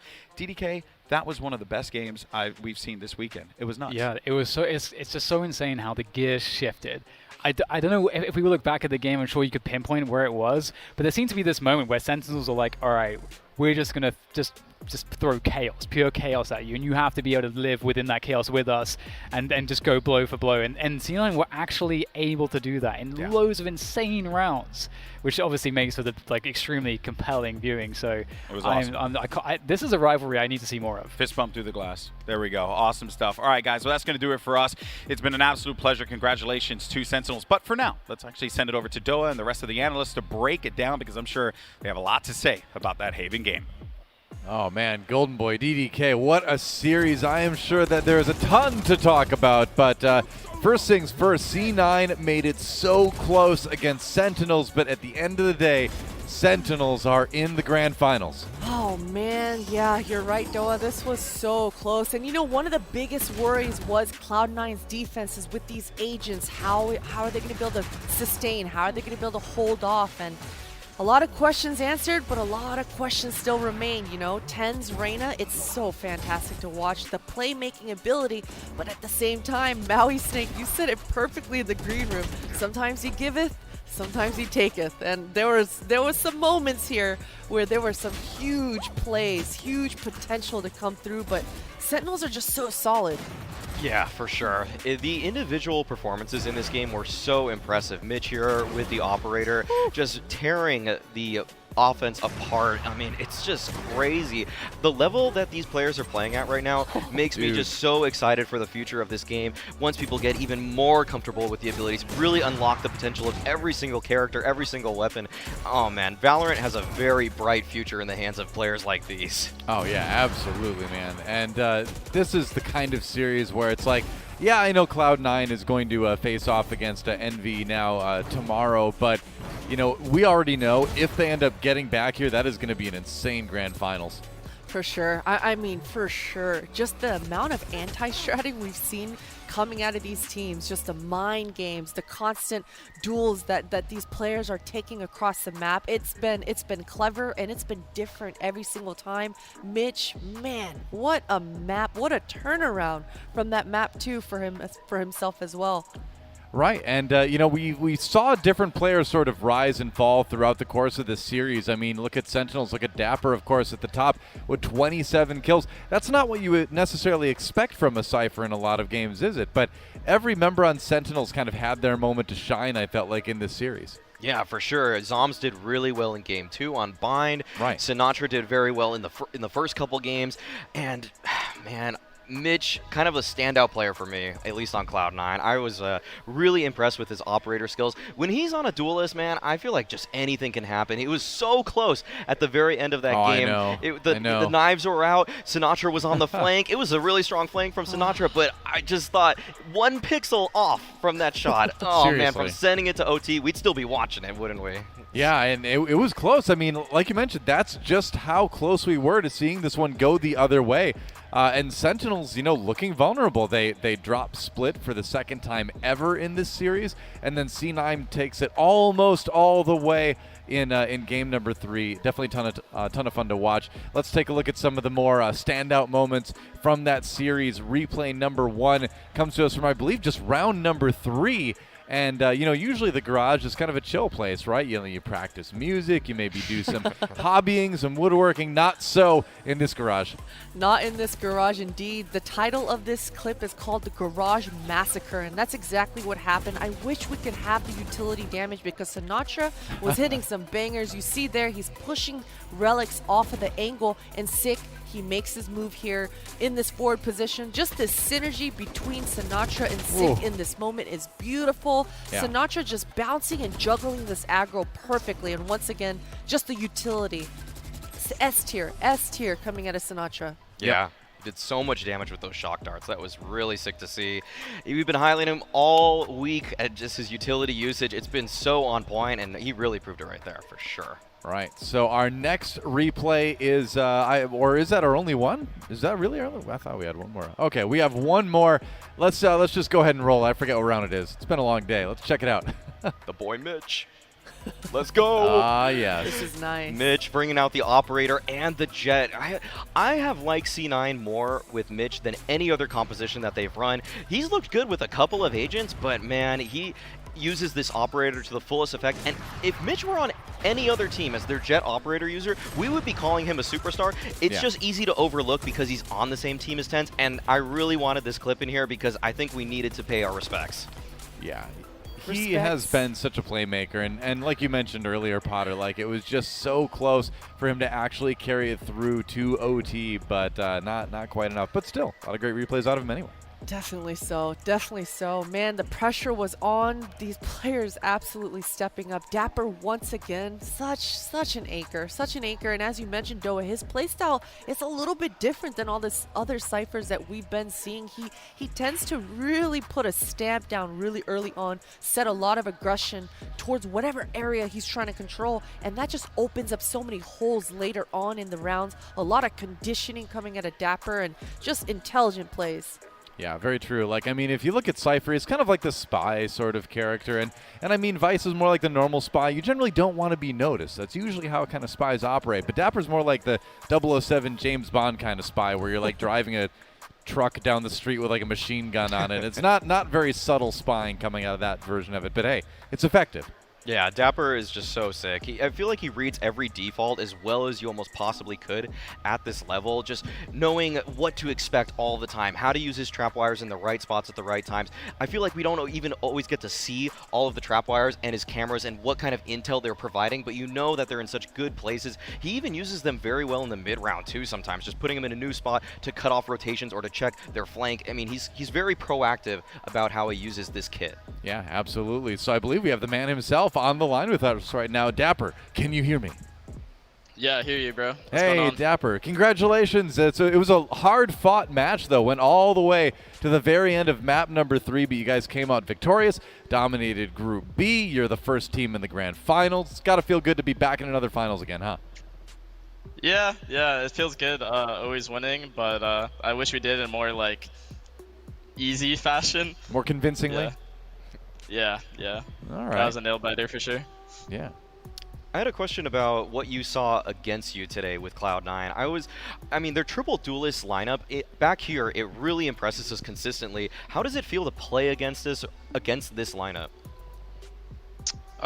It's kind of challenging. We played against Scrims a couple times, and we actually played really well against it, so it's kind of just up to the individuals how they're feeling that day. Like Tens was on a tear on Reyna, and when someone like is like that is just like owning on Reyna, it's really hard to trade.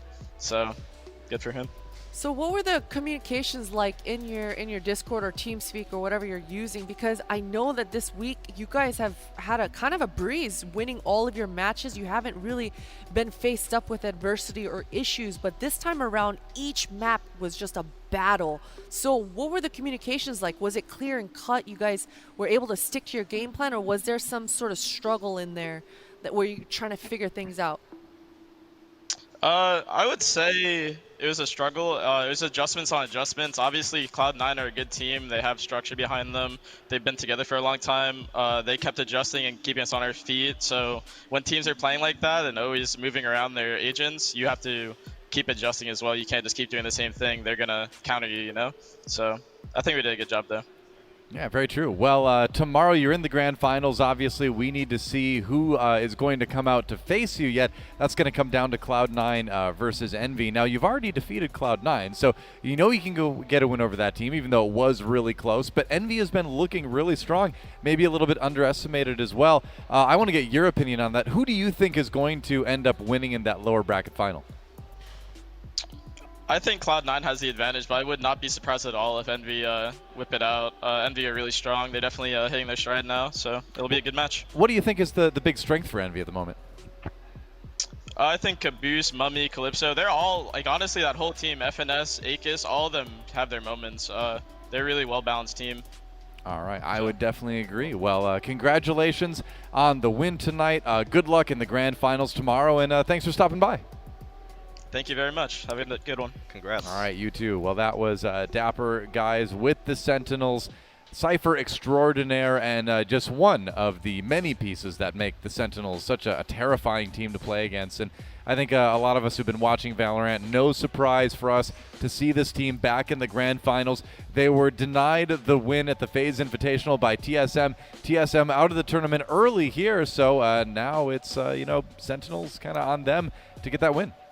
Yeah, definitely. Exceptional play all throughout for these Sentinel guys. I mean, just the individuals stepping up, peaking right at the right time. And this is high-level Valorant right now. I am just... Yeah. All of us in the green room throughout this entire day have just been at the edge of our seats, just ready. So many clutch moments, so many tense moments, and a lot of high-pressure situations. I love to see it. Yeah, well, let's see what we're going to see tomorrow. Let's take a look at that bracket. It's the lower bracket finals, and then you already know we've got one team in the grand finals already. That's going to be Sentinels, but let's check the bracket one more time with that. Yeah, I'm really excited for the C9 Envy match. Yeah. I think Dapper put it very well that it feels like Envy is such a well-balanced team. Calypso he seems like such a rock for them. Caboose can pop off at any given moment with that rifle. And Mame, he really impressed us today as a late-round player, that clutch jet opper for them. And FNS always coming into a game with a game plan. You know, Mame especially seems like a player that looks just a little bit better to me each series we see him play him on the mechanical side, on the clutch side, and you're going to need that against a team like Cloud9. I'm kind of sad that we only have 2 matches left. They're going to be tomorrow, of course. We're going to get things started at 12 p.m. Pacific time, so you don't want to miss that. The final 2 matches of Pop Flash. It has been a fantastic tournament. It is going to be a fantastic conclusion to that as well. I have to ask my analysts, as I do at the end of every day, Potter, what did you learn today? Oh man, I learned that Tens is just insane, insane. Reyna, I feel like that's the next agent that players are gonna try to hone in and capitalize on, because the amount of space and the sweaty angles, the sweaty plays that you can get away with on Reyna, it's exciting. I'm a huge Reyna fan at this point. You know, other players are going to want to have that glory too, like that Yeah. opportunity to be that kind of like solo, going out there hunting down the other players. It's too much fun not to do it. How about you, Maui Snake? What do you think? What did you learn today? Couple things. One, Envy is actually a very resilient team. They don't tire out. They played 3 series today and come out to the losers finals. Like, that's a crazy story in just one day. The fact that they were able to bounce back and face all of that adversity, make it all the way through, I gotta give props to them. And also Cloud9, I'm just constantly impressed by how deep this team is. Yeah, well, either way, a lot to look forward to tomorrow in the final day of Pop Flash. That's going to do it for us today. From me, Doa, all the analysts here at Pop Flash and the casters, thank you for watching, and we hope to see you again tomorrow, 12 p.m. Pacific, for that lower bracket final, followed by our grand finals. It's going to be awesome. We'll see you then.